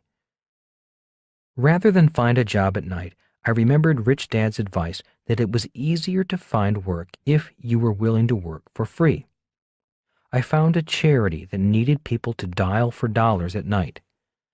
Leaving my job at Xerox, I would go uptown and dial for dollars from 7 to 9:30 p.m. For 2.5 hours, I failed as fast as I could over the phone. Instead of making only 3 to 7 sales calls during the day, I was sometimes making over 20 sales calls in 2.5 hours at night. My rejection rate and failure rate went up. But curiously, as my failure rate went up, so did my success in raising money. The more calls I made, the better I became at handling the rejections. I learned what worked with the calls that succeeded and started changing my pitch based on the rejections and the successes. The faster I failed at night for charity, the more I succeeded at Xerox by day. Soon, I was climbing up the list of salespeople rather than being at the bottom of the list. Even though I was not being paid at night, my income by day was going up. Working those extra hours even had an impact on my fun hours. The higher the number of rejections at the charity, the more fun I had in the nightclubs of Waikiki. Suddenly, I was not as afraid to talk to the pretty women in the clubs. I was less awkward, less terrified about being rejected. Soon, I was even becoming cool and popular, and women were actually hanging around me. After 4 years at an all-male military school and then years in the Marine Corps, being around so many pretty women was quite a treat. It was a lot better than being the lonely nerd at the end of the bar, staring at the pretty women from a distance. From 10 p.m. to 1 in the morning, I was the disco duck, just like John Travolta in the movie Saturday Night Fever. I even had a white suit, long-collared shirts, disco boots on my feet, and shells around my neck. Everywhere I went, I walked to the sounds playing in my head of the Bee Gees song, Staying Alive. My hours were ridiculous, and I am sure I looked ridiculous, but it worked. I was failing fast and doing my homework at the communications level of the BI triangle. Failing pays off. In my 3rd and 4th years at Xerox, instead of being at the bottom of the sales pack, I was at the top of the pack. I was also making a lot of money. My failing was paying off. In the 4th year, I was consistently number 1 in sales. Once I made it to the top, I knew it was time to move on. My school days in sales were over. It was time to learn something new. But little did I know that my success in sales was setting me up for the biggest business failure of my life. The 4 business schools. Rich Dad explained to his son and me that there are 4 different types of business schools. They are 1. Traditional business schools. These schools are located at accredited colleges and universities and offer degreed programs, such as an MBA program. 2. Family business schools. Many family businesses, such as my Rich Dad's business, are great places to get a business education, if you are a member of the family. 3. Corporate business schools. Many businesses offer intern programs for promising young students. After graduation, the company hires and then guides their career development. In many cases, the company will pay the tuition and even allow time off for further study. After receiving a formal education, promising employees are often rotated through different divisions of the company so they can see the entire business and get hands-on experience. 4. Business schools of the street. This is the school that entrepreneurs attend when they leave the security blanket of school, family, or the corporate world. This is the school where your street smarts are developed. Going to school. All 4 schools have their merits, their strengths, and their weaknesses. I am not here to say that one is better than the other. In my life, I have been fortunate enough to attend all 4 in one way or another. A traditional business school. While at Xerox, I did attend a local university night school with the intent of receiving my MBA. That lasted less than a year. It was not for me. The instructors were either employees of the school or employees of a corporation. The students, for the most part, were seeking to become high-paid, well-educated employees, just like their instructors. They were looking to climb the corporate ladder, whereas I wanted to build and own corporate ladders. It was a different culture and a different curriculum, so I left. A family business school. My friendship with Mike allowed me to attend a family business school via Rich Dad's Businesses. That was a great school for me, simply because it lasted for years. Rich Dad was not only a successful real-world entrepreneur, but also a great teacher. A corporate business school. Through the Xerox Corporation, I attended one of the best corporate sales training programs in the world. Soon after I was hired in 1974, the company flew me first class from Honolulu to Leesburg, Virginia, to spend 2 weeks at their sales training facility. It was fantastic. After receiving our classroom training, we immediately hit the streets to practice what we learned in the classroom. Our sales managers were great teachers and mentors. They kept us on track with classroom theory applied to real-world challenges found on the street. We studied hard, not only learning sales skills, but also studying our competitors' products and strategies. We had one objective at that time, and that was to beat IBM. They were tough competitors and a worthy opponent, so we knew we had to be up for the challenge. The business school of the streets. But the toughest business school for me was the business school of the streets. Once I left Xerox and hit the streets, I literally hit the streets. The business school of streets was a horrible school, a harsh teacher, and tough on grades. Many times I came face to face with my greatest fears and the depths of personal self-doubt. Yet it was also the best business school for me. It was just what I needed. Instead of A's and B's as grades, street grades are measured in dollars earned or dollars lost. Graduation Day. In 1978, I graduated from the Xerox Corporate Business School and entered the business school of the streets. It was an emotionally tough transition for me. I went from the world of flying first class, having nice offices, a steady paycheck, and everything paid for by the company, to a world where I paid for everything, including paper clips, travel, and other people's salaries and benefits. Before I left the corporate business school, I had no idea how much running a business cost. For 2 years, in order to reduce expenses, my 2 partners and I did not take salaries. Once again, I was working for free. I knew then why Rich Dad had insisted that his son and I work for him for free.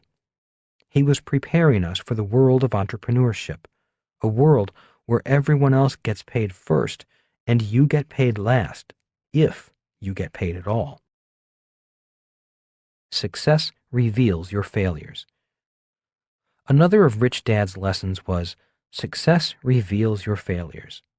In other words, your strengths will reveal your weaknesses. Again, I did not know what he meant until my own business had become successful. Our nylon surfer wallet business was successful in 2 out of the 5 levels.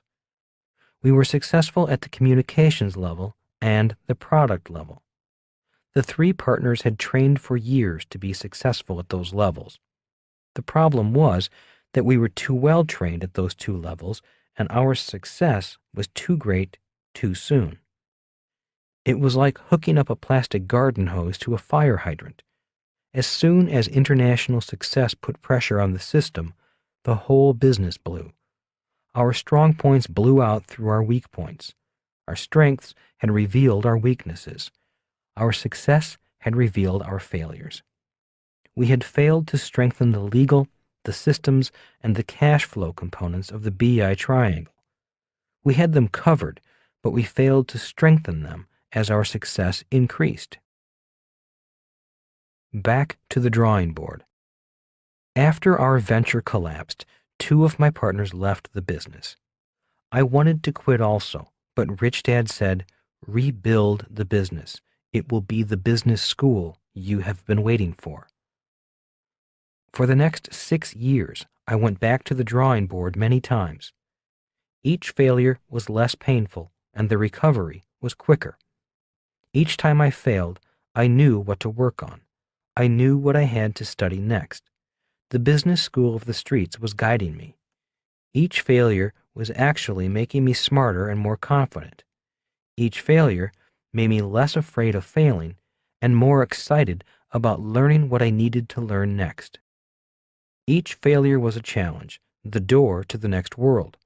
If I was successful, the door to the next world opened. If I failed and the challenge beat me, the door slammed in my face. If the door slammed in my face, it meant I needed to get smarter. I needed to think harder. I needed to use my creativity to find a way to get into the next door. In many ways, it was like being a salesman on the street again, knocking on doors once more.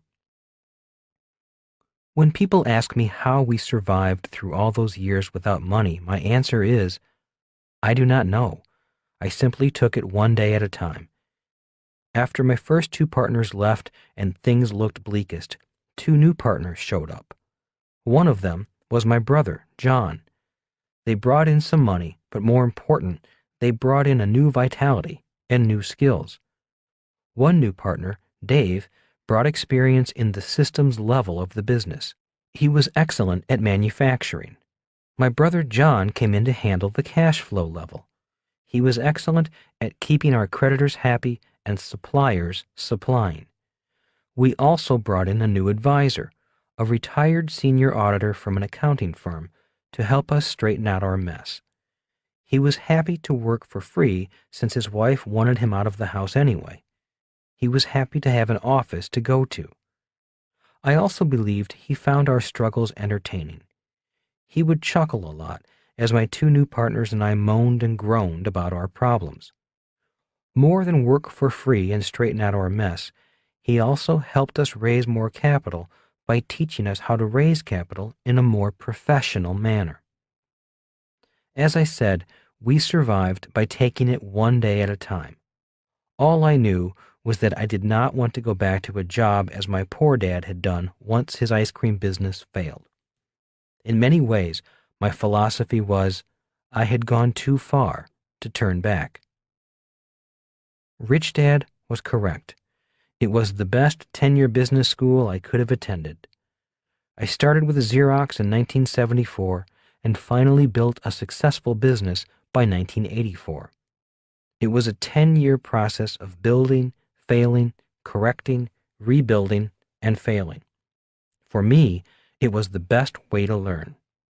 Many times, I felt like I was building a race car instead of a business.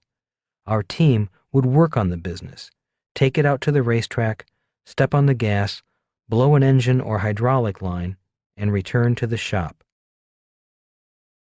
A system of systems. In many ways, building a business is very much like building a car. A car is a system of systems.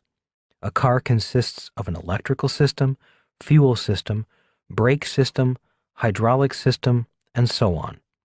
If one of the systems breaks, the car shuts down or becomes unsafe. The human body is also a system of systems. We have the circulatory system, respiratory system, digestive system, skeletal system, and more. If one of the systems breaks, the body may also shut down. In many ways, learning to be an entrepreneur is like going to school to become an auto mechanic or a medical doctor. Just as a medical doctor will look at x-rays or your blood tests, an entrepreneur will look at the BI triangle to assess the overall health and vitality of his or her business. After building and rebuilding my nylon wallet business several times, and building and rebuilding other businesses, analyzing businesses became easier and easier. Today, Instead of fear, there is excitement. Today, instead of great risks, I see great opportunities. Today, I know that if I lost everything, I could rebuild it. Going through all 4 of the business schools and gaining school smarts as well as street smarts was a great education. Which is more important? Often I am asked, what is more important for an entrepreneur, school smarts or street smarts? Today, my answer is both. To be a successful entrepreneur, you and your team need to be school smart and street smart. When you look at the BI triangle, you can see why. While all 5 levels require street smarts, the legal and cash flow components really do require a school-trained professional. Obviously, for the legal level, you want an attorney. For the cash flow level, you want an accountant, preferably a CPA. As obvious as this may sound, you would be surprised how many people come to me wanting advice on how to build a business without an accountant or attorney on their team. Team smarts. An entrepreneur needs to know the difference between school smarts and street smarts. More important, an entrepreneur needs to have team smarts, which means finding the best combination of people required by the task at hand. To ultimately win in business, it is team smarts that wins. In Jim Collins' best-selling book, Good to Great, he talks about the importance of having the right people on the bus and in the right seats on the bus. It is also important to get the wrong people off the bus. You need to have a team with the talent necessary for all the elements in the BI triangle. 3 big mistakes. When it comes to legal and accounting professionals, I have noticed 3 basic mistakes entrepreneurs make. 1. They don't have or don't seek proper legal and accounting advice before setting up their business. 2. They listen to their accountant or attorney too much. Many times I have asked the entrepreneur, who is running the business, the accountant, the attorney, or you as the entrepreneur? Always remember, even if they are smarter than you in certain subjects, you are the one who pays their bills. You need to decide the course of your business. 3. They do not have an accountant or an attorney as part of their team. This does not mean you have to employ them full-time. It simply means you need to trust them. They need to know everything and want to know everything. You need to be intimate. Rich Dad used to say, having a part-time accountant or attorney is like having a part-time husband or wife. The difference between school smarts and street smarts. School smarts. A thinker, analytical skills, critical thinker. T thinker, technical skills, expertise. Street smarts. C thinker, creative thinker, flexible logic. P thinker, people skills, leadership. On the left side are characteristics generally associated with school smart people. The right side is generally associated with street smart people. My rich dad said, if you are to develop as an entrepreneur, you will need to develop all 4 areas. I will refer again to these traits, and they should become clearer with each example. For now, I will briefly explain each quadrant. A thinker. We all know people with great analytical skills. They enjoyed solving math problems in school. If you offer a new idea, they will probably be critical or cynical more than open to the new idea. Rather than make a quick decision, they will usually think and analyze the situation for a long period of time before deciding. Before making a decision, they will come back to you and ask for more details. C thinker. We all know people who are creative artists in their work. This does not mean they are artists who paint. It's just that they are creative. They could be accountants or attorneys. They like to see the big picture. They think outside the box. C thinkers often drive A thinkers crazy. Flexible logic means they are flexible in what makes sense to them. For example, when I say I can make more money when the market is crashing, C thinkers may be better able to grasp that logic than A thinkers. In other words, C thinkers can take something illogical and make it fit their logic. They are more open-minded. A thinkers often just reject anything that does not fit their way of thinking. T thinker. We all know people who are technical wizards. They may be computer wizards who speak a language found only on Mars. Or they may be motorheads who think everyone knows how to drop a transmission and fix it. T thinkers are often the exact opposite of P thinkers. Why?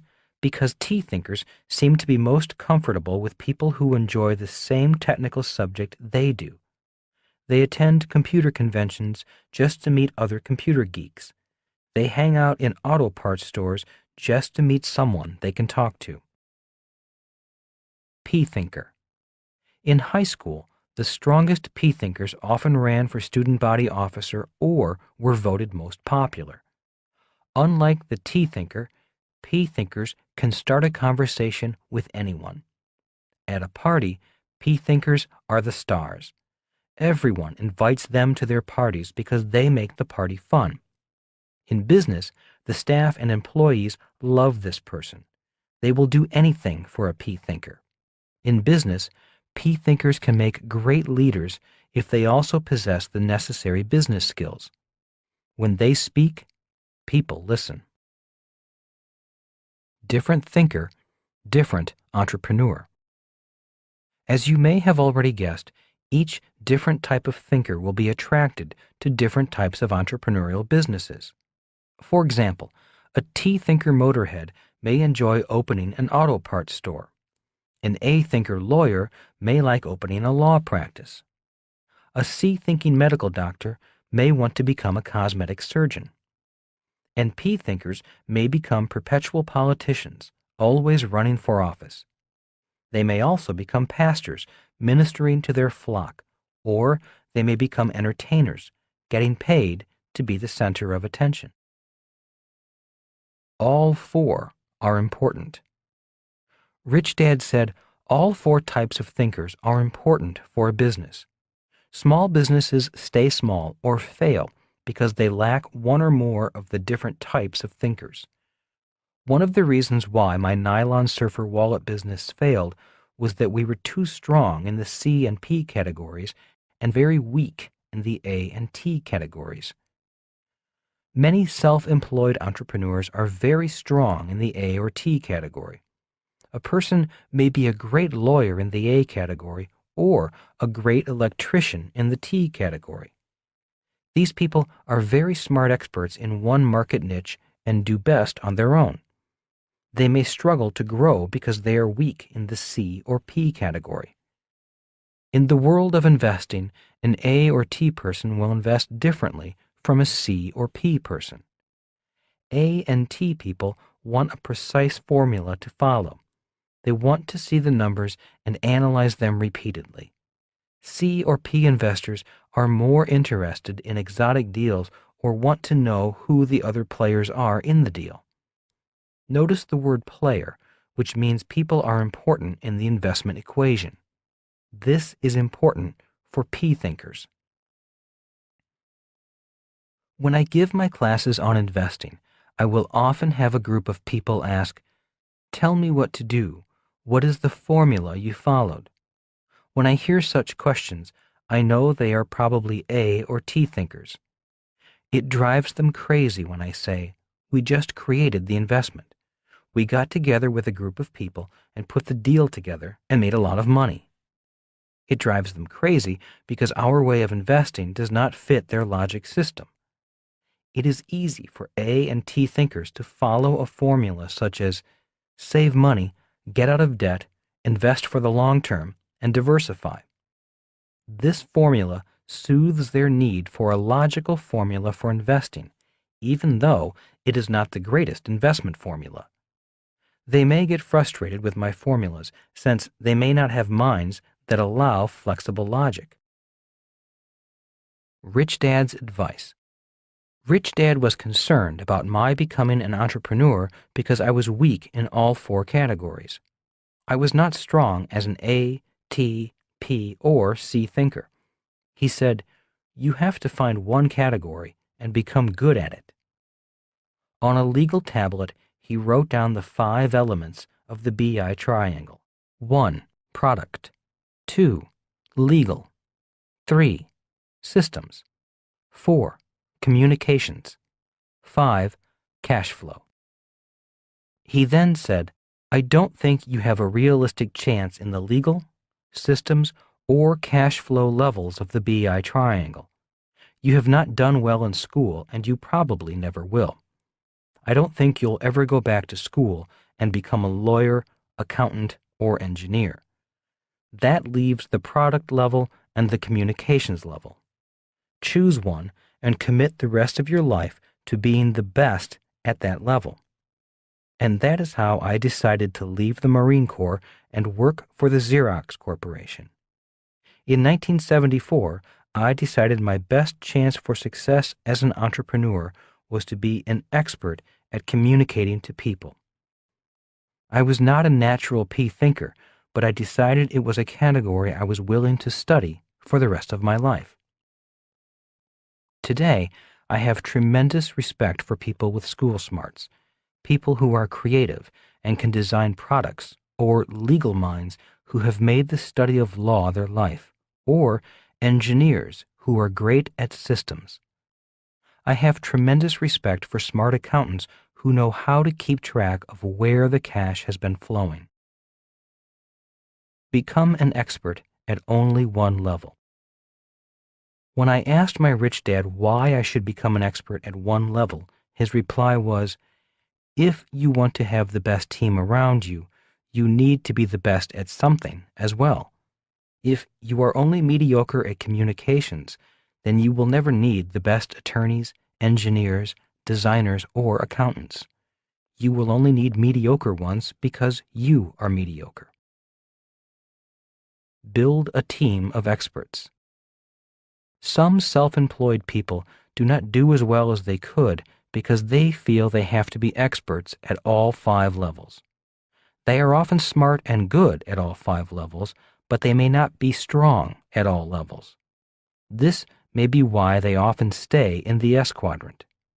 If you want to be a success in the B quadrant, you need to be the best at one of the levels, and then build a team of experts around you that fill in the rest of the levels.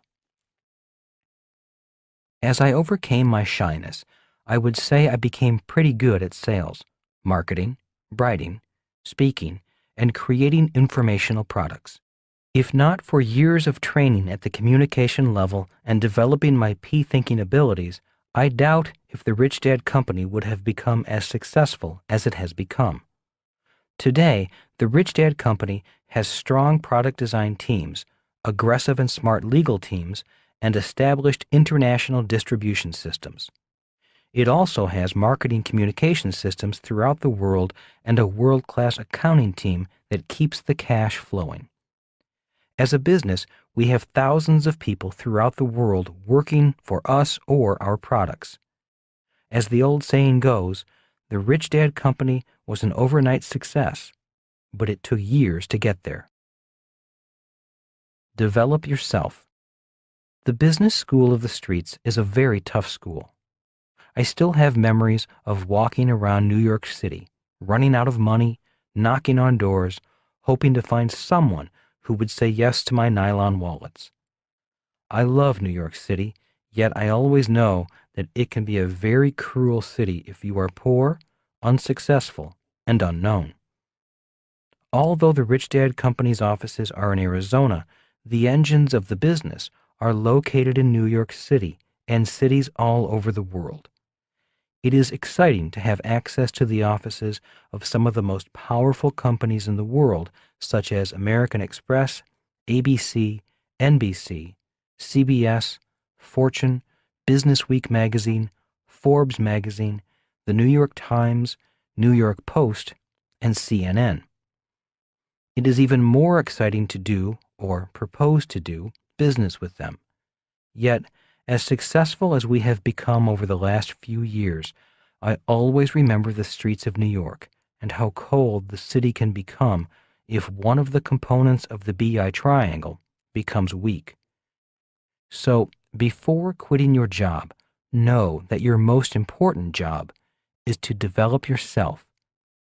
If you will dedicate yourself to becoming a great entrepreneur, you will find it easier to find great people to be members of your team. If you can put together a great team, you will find it easier to be successful wherever you are. Just remember, it is very important to strive to be as smart as you can be, both in street smarts and in school smarts. Rich Dad's Entrepreneurial Lesson Number 5. The process is more important than the goal. Chapter 5. Money Talks. We were rich for 6 months, I said. Money was pouring in, and then the roof caved in. Well, at least you were millionaires, even if it was only for 6 months, said Rich Dad, chuckling. Many people will never know what it feels like to be rich. Yes, and now I'm financially ruined, I whined. 6 months of success, and years to pay it back. Well, at least you had a taste of the good life, Rich Dad smiled, doing his best to cheer me up. Most people will never know what it feels like to build an international business and be an international success. Most people will never know what it feels like to have money pouring in the door. And most people will never know what it feels like to be an international failure with money pouring out the door, I said, now beginning to laugh. So, why are you laughing? Asked Rich Dad. I don't really know, I replied. I guess I am laughing because, as painful as it is right now, I would not trade this experience for anything. As you said, I caught a glimpse of a different world, a world very few people will ever see, a world I would like to see again. It was all so very exciting for a while. Rich Dad leaned back in his chair. For a long period of time, he seemed to sit there silently reflecting upon his life, the battles won and battles lost. Finally, he came out of his thoughts and said, Most people dash from home to work seeking security from this world. For many, work and home are where they hide from the harsh realities of a competitive world. All they want is a steady paycheck and a place to call home away from home. Rich Dad again paused and then said, and others seek something else. You mean something more than just security and money? I asked. With a wistful look in his eye, Rich Dad said, yes, if all I wanted was a secure job, a steady paycheck, and a home away from home, I would never have become an entrepreneur. And what were you looking for beyond security and money? I asked. A different world, a different way of living. As you know, I came from a very poor family. I wanted more than just a lot of money. I wanted more than just a big house and nice cars. I wanted a life few people ever live. I knew I faced greater chances of failing than succeeding. I knew there would be highs and lows as an entrepreneur. And like everyone else, I was concerned by the highs and lows. Yet, it was the thought of a different level of life that made the risks seem worthwhile. It was not just about making money. It was about a life's adventure. Rich Dad then stopped for a long moment, thinking his private thoughts. Finally continuing, he said, when my life is over, I already know the highs and lows will become memories of just one great adventure, of deals won and deals lost, friends made and friends lost, and of money made and money lost. It will be memories of total strangers walking in your door just to join you on your next adventure, and walking out your door once the adventure is over. And along the way, hopefully, you find that place, a place with the quality and beauty of life you knew in your heart existed, that you knew in your dreams would come true. "And have you found your place?" I asked. Rich Dad simply nodded and smiled contentedly. A glimpse of your future. With that, there really was not much more to talk about. I knew what I had to do. I had creditors to talk to and a business to repair and rebuild. I still had many things to learn, so I knew it was time to get back to work. Picking up my things, I shook Rich Dad's hand and headed for the door. "One more thing," said Rich Dad. Turning at the door, I asked, "What is that?" "You know those 6 months when you were on top of the world?" "Yes, I do," I replied. "That was a glimpse of your future." "A glimpse?" I repeated. "What do you mean? A glimpse of what future?" "In 1974, when you decided to follow my advice rather than your dad's, you began a journey, a process. The process has a beginning and an ending. It may take years, but it does have an ending. Someday, this struggle you are in will suddenly end, and a new life and new process will begin. You will win if you remain faithful to this process. During this current process, you will be given many more challenges and more lessons to learn. The process is testing you as well as teaching you. If you pass the test and learn the lesson, you get to go on to your next process. If you fail a test and quit rather than retake the test, the process spits you out. So, those 6 months of the good life were giving you a glimpse of your future, a glimpse of the world you seek, a glimpse of a world that awaits you, a glimpse of your future, and a way of saying to you, keep going, you're on the right track.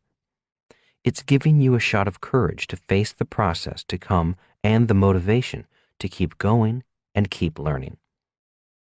"And how do you know this?" I asked. "Did you also receive a glimpse of your future when you needed it?" Once again, Rich Dad simply nodded and grinned. A 10-year process.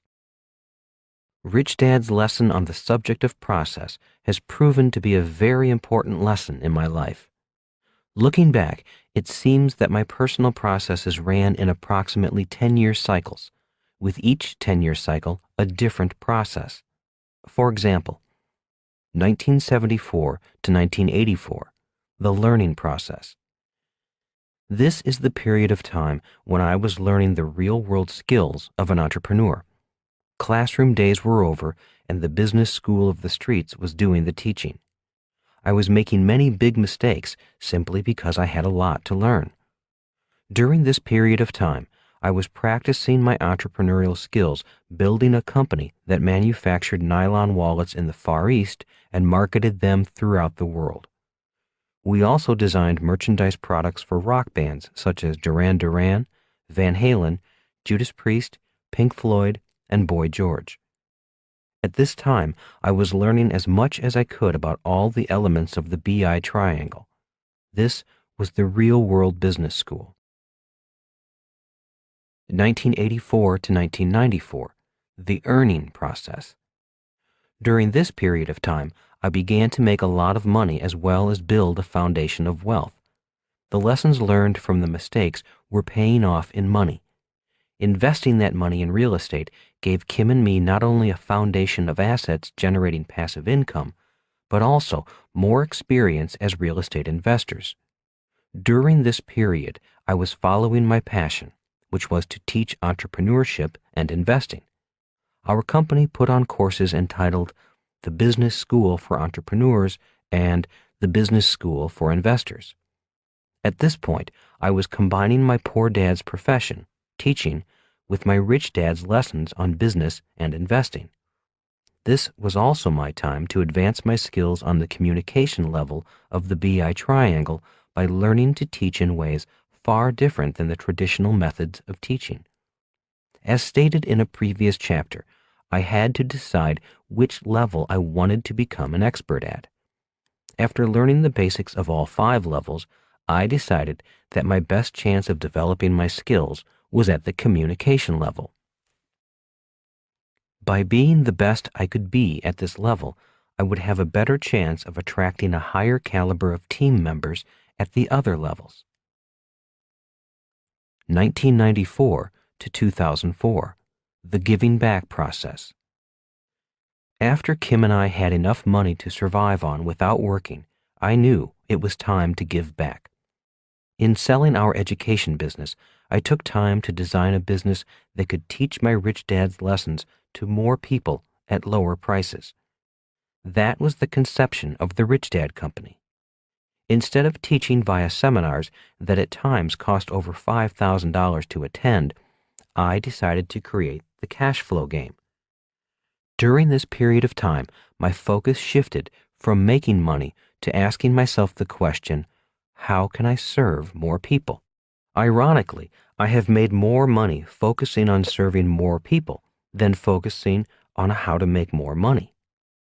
In 2004, Kim and I decided that we had taken the business to a point where we needed to bring in additional management to take it to the next level, and the business has much further to go. The 10-year cycles were not planned. It just seemed to happen that way. It was only when I looked back over my shoulder that I recognized the 10-year pattern. Today, I live the life I caught a glimpse of in 1978. The process kept its promise to me. The process is more important than the goal. Most of us have heard that it is important to set goals. Yet Rich Dad had a different take on goals. He said, goals are important, but the process of obtaining the goal is far more important than the goal. Explaining, he would say, if you ask most people who wants to be a millionaire, most people would raise their hand. They have a goal of becoming a millionaire, but now they need to choose the process for achieving that goal. There are many ways a person can reach their goal of becoming a millionaire. Different processes to become a millionaire. Rich Dad said, the reason the process is more important than the goal is that the process determines who you become in attaining your goals. Some different processes to become rich are, you can become rich by inheriting money. But most of us know if we stand to inherit money, and finding a rich person willing to adopt you may prove quite difficult. You can become rich by marrying for money. The problem is, we all know who and what you become in the process. It is the oldest profession in the world. You can become rich by being cheap. The problem is, if you become rich by being cheap, at the end of the process, you are still cheap, and the world hates rich, cheap people. In fact, the rich, cheap people of the world give rich people a bad name. You can become rich by being a crook. The problem is, at the end of the process, you are a rich crook with crooked friends. Honest rich people do not like crooked rich people. You can become rich by being lucky. There are many ways to be lucky when getting rich. You can be born with great talent, as many athletes and actors are. You can win the lottery. You can be born rich, or you can just happen to be in the right place at the right time. The problem is, if you lose the money, you have to count on luck to get the money back. You can become rich by becoming a smart entrepreneur. To become a rich entrepreneur, you need to become a smart entrepreneur. The reason I like this process of becoming rich is that the process requires you to become smart, and becoming smart is much more important than making money. If you lose your money, this process will teach you how to get it back and become even smarter in the process. Money does not make you rich. Lottery prizes are often in the millions of dollars simply because there are millions of people who want to become rich by being lucky. I find it interesting that this process of getting rich is not only the riskiest of all methods with the worst odds of winning, but it is a process that does not increase your financial intelligence at all. In fact, winning the lottery often reveals how low a person's financial intelligence really is. The following are stories about people who used the process of luck to become millionaires. Two-time lottery winner living in a trailer. Winning the lottery isn't always what it's cracked up to be, says Evelyn Adams, who won the New Jersey lottery not just once, but twice, to the tune of $5.4 million. Today, the money is all gone, and Adams lives in a trailer. I won the American dream, but I lost it too. It was a very hard fall. It's called rock bottom, says Adams. Everybody wanted my money. Everybody had their hand out. I never learned one simple word in the English language. No.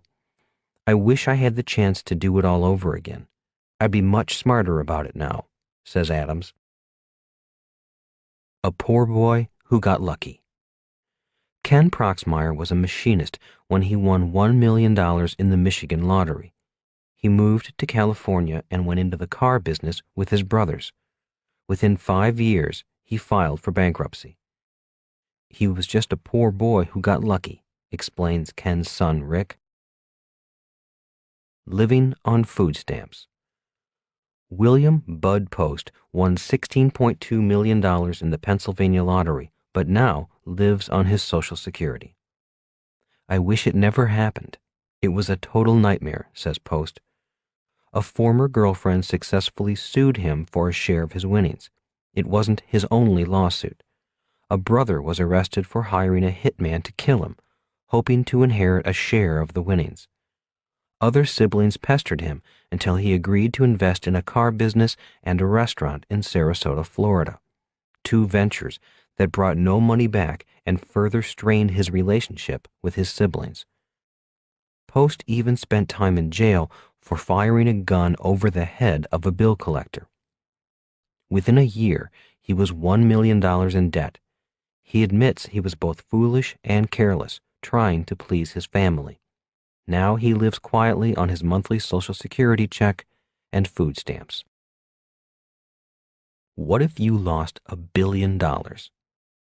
Years ago, a reporter asked Henry Ford, a billionaire when $1 billion was worth much more than it is today, what if you lost everything? Ford's response was, I'd have it back in less than 5 years. When you contrast Henry Ford's response to the responses of the lottery winners, I believe you get the difference between the process of becoming a millionaire by luck and that of becoming a billionaire by being an entrepreneur. A question to think about. After reading Henry Ford's response, I often ask myself, if I lost it all, how much would I recover in 5 years? If my past is any indicator, each time I hit zero, and I did hit zero a number of times, I came roaring back, making much more money than I lost.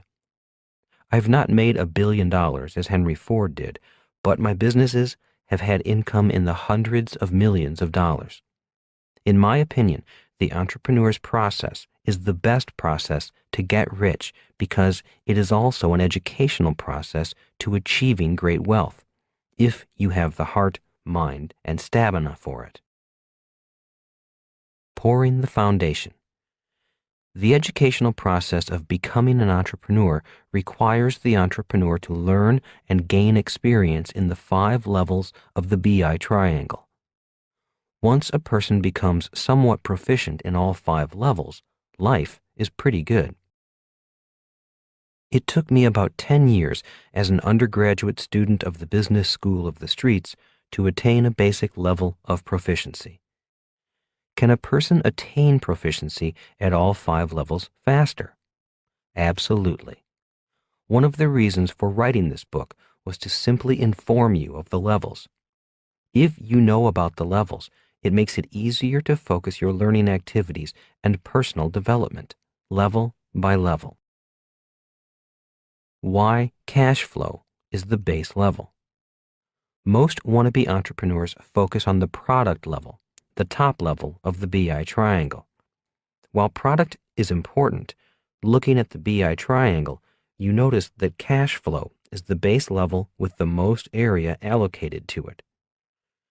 When I first started out as a professional entrepreneur, I used to get excited looking at new products or ideas. That is how I got caught up in the nylon wallet business. The nylon wallet was just one of about 50 different product ideas we considered. Some of the other ideas were wooden puzzles, sugar packets with Hawaiian pictures on the packets wrapped in a burlap box, a magazine, and even candy bullets packaged in a box that said, "Bite the bullet." As you can tell, our thinking ability was unlimited. As soon as we decided on the nylon wallet as our product, the three of us began designing its packaging. Again, this required thinking, which all three of us enjoyed. It was not long before we were hitting the streets looking for investors. Most potential investors were polite and took time to look at our product and its packaging. Then, if they were interested, they all asked the same questions. May I see your numbers? What are your projections? When we did not have the answers, we were turned down, and turned down quickly. Even Rich Dad turned us down, but he did not turn us down politely. He was furious. Kicking my two partners out of his office, he closed the door behind them and gave me one of the most severe reprimands I have ever had from either of my dads. I have written about this incident in other books, so I will not retell the details of the story, yet the lesson is worth repeating. The lesson is, for successful business people and investors, the numbers are very important. Today, older, wiser, and much wealthier, whenever I am asked to evaluate a new product or business, I do the same thing those investors did to me years ago. I ask for the numbers. This does not mean I am any better at reading or producing numbers today than I was in 1978. The difference is, I ask for them and then ask someone who was trained at reading the numbers to go over the numbers with me. My level of expertise is the communications level, and I do go over that portion of the business plan carefully. I am pretty good at the communications level, but not that good at the cash flow level. But that is not an excuse for me to ignore the cash flow level, or any level for that matter. As an entrepreneur and an investor, I need to know the entire business, not just the parts of the business I am interested in. If a wannabe entrepreneur asks to show me a new product, the first question I ask is, do you have financial projections? Or, if the business is an established business, I will ask, do you have financial statements? Again, I ask these questions not because I am great at numbers, but as a test of the wannabe entrepreneur's knowledge of what it takes to be an entrepreneur. If the wannabe entrepreneur does have actual numbers or projections, I will ask someone else whose strength is in accounting to come with me to interpret the numbers. The numbers tell a story, and I need someone who can read the numbers and interpret them to tell me the story.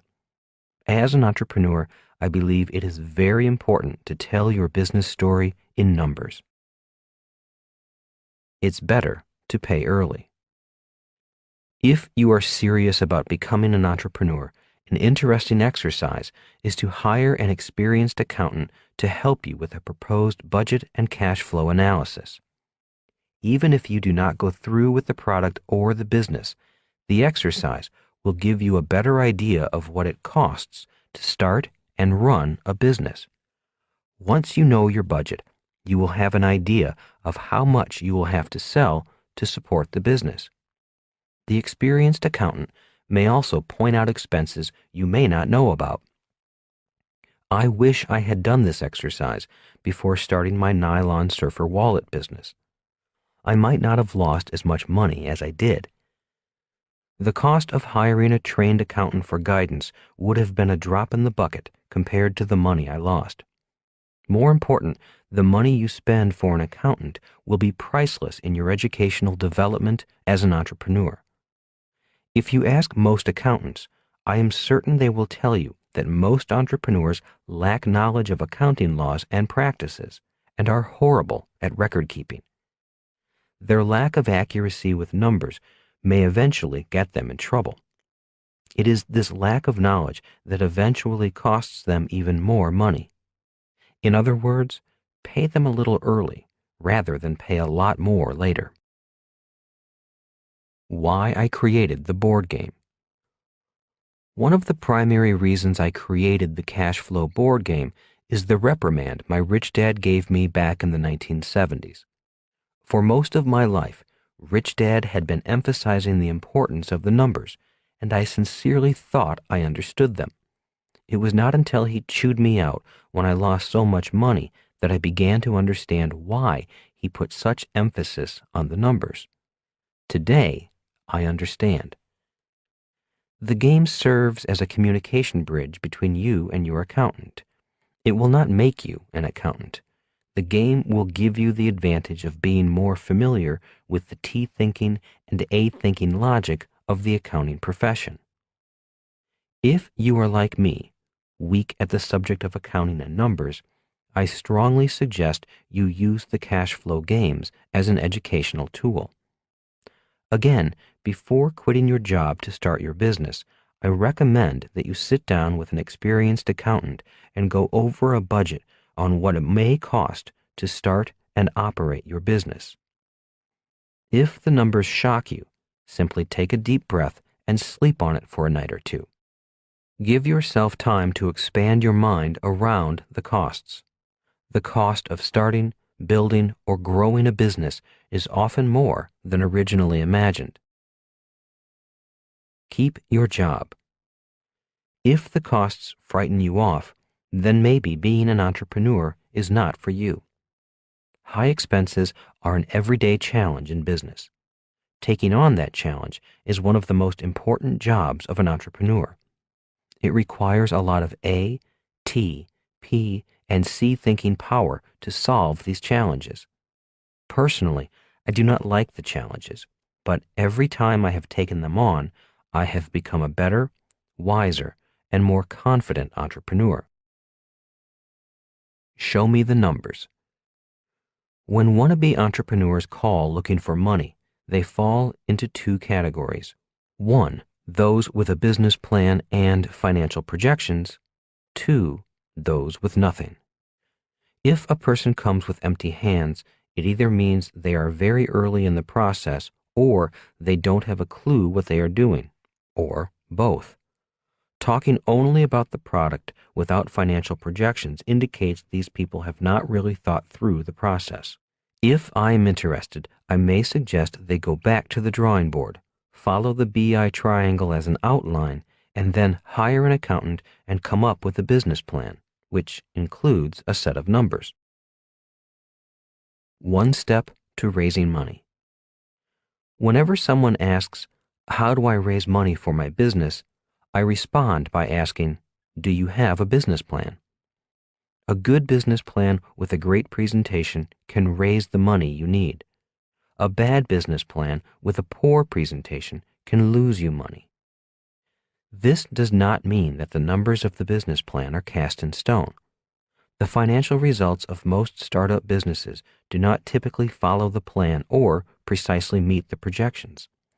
The process of creating a business plan with numbers is an A-thinking and T-thinking process that causes the entrepreneur to think through the venture in more detail and then put it down on paper.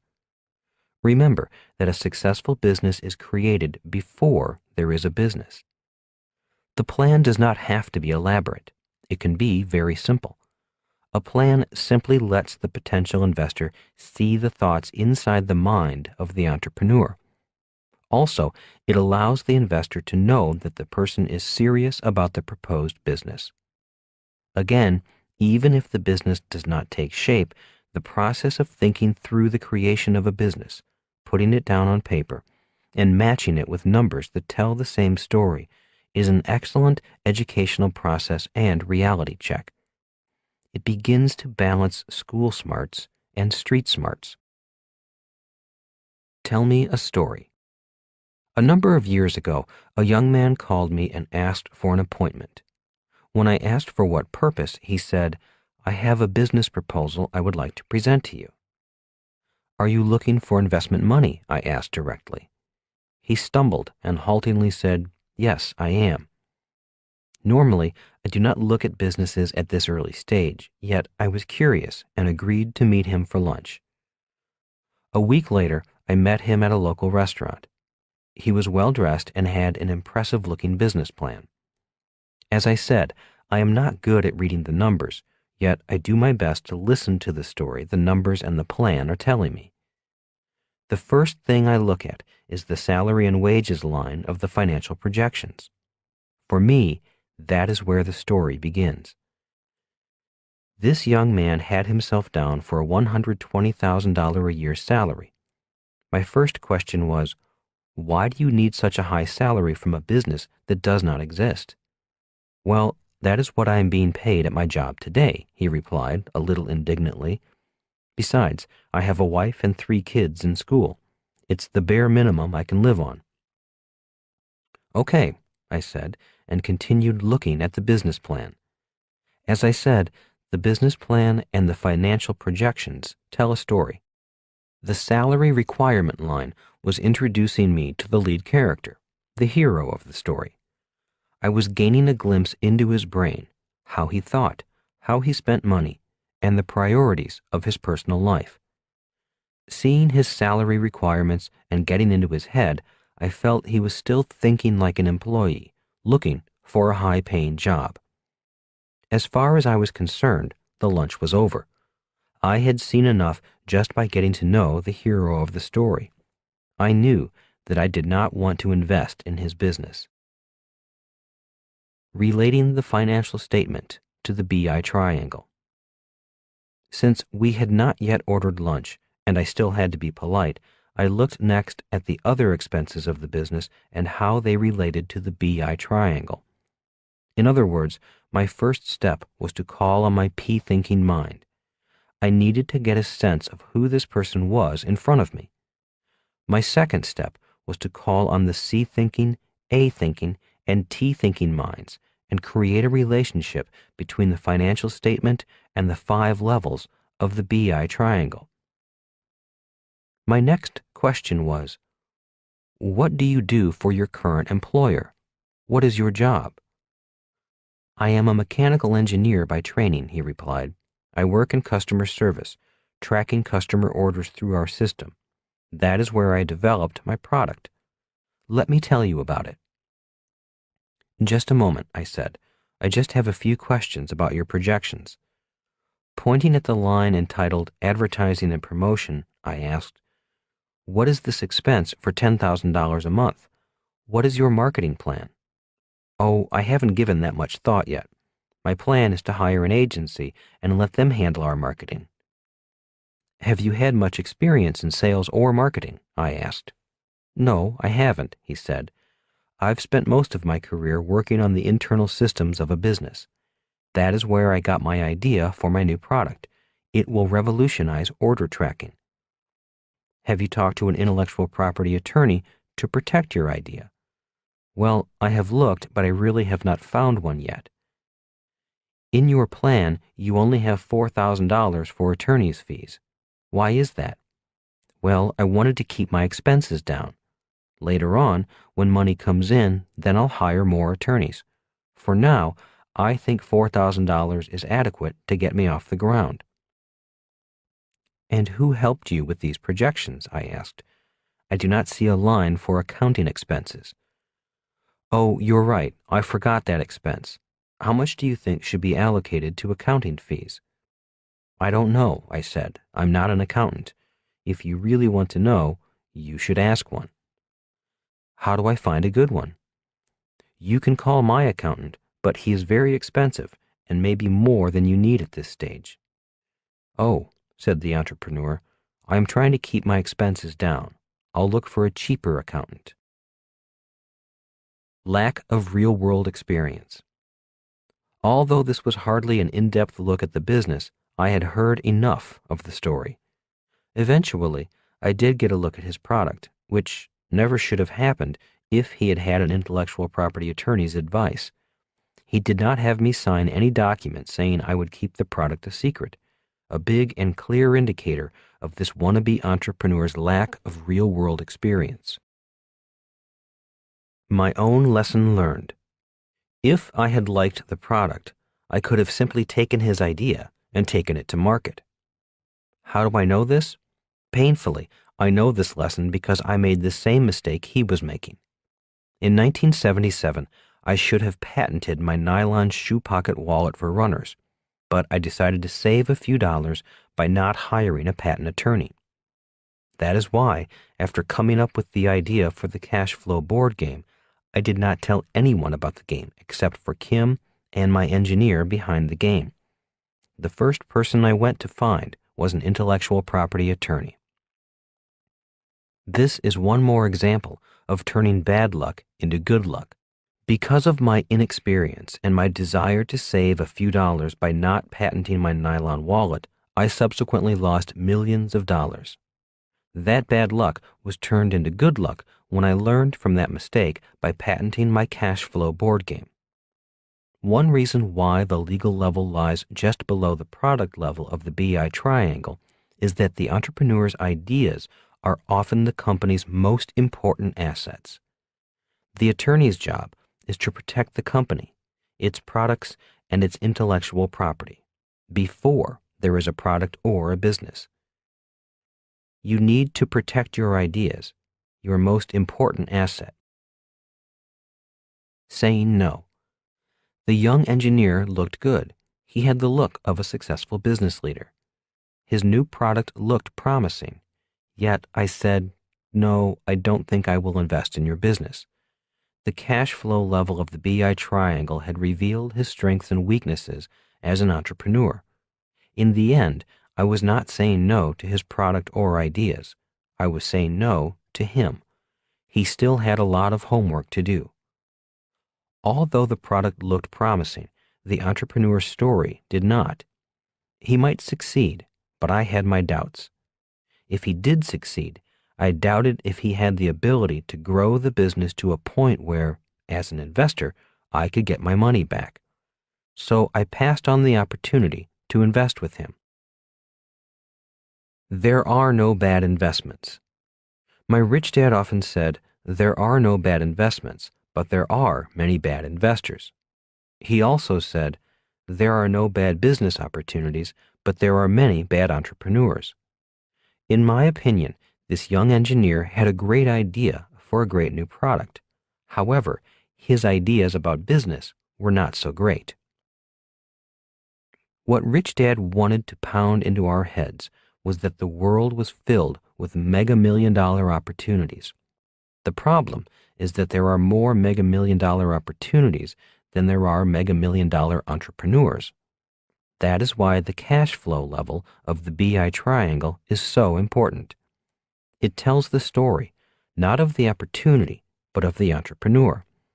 This is especially true in the creation phase of the business, when the business is not yet a business. Red flags. One reason why your banker does not ask you for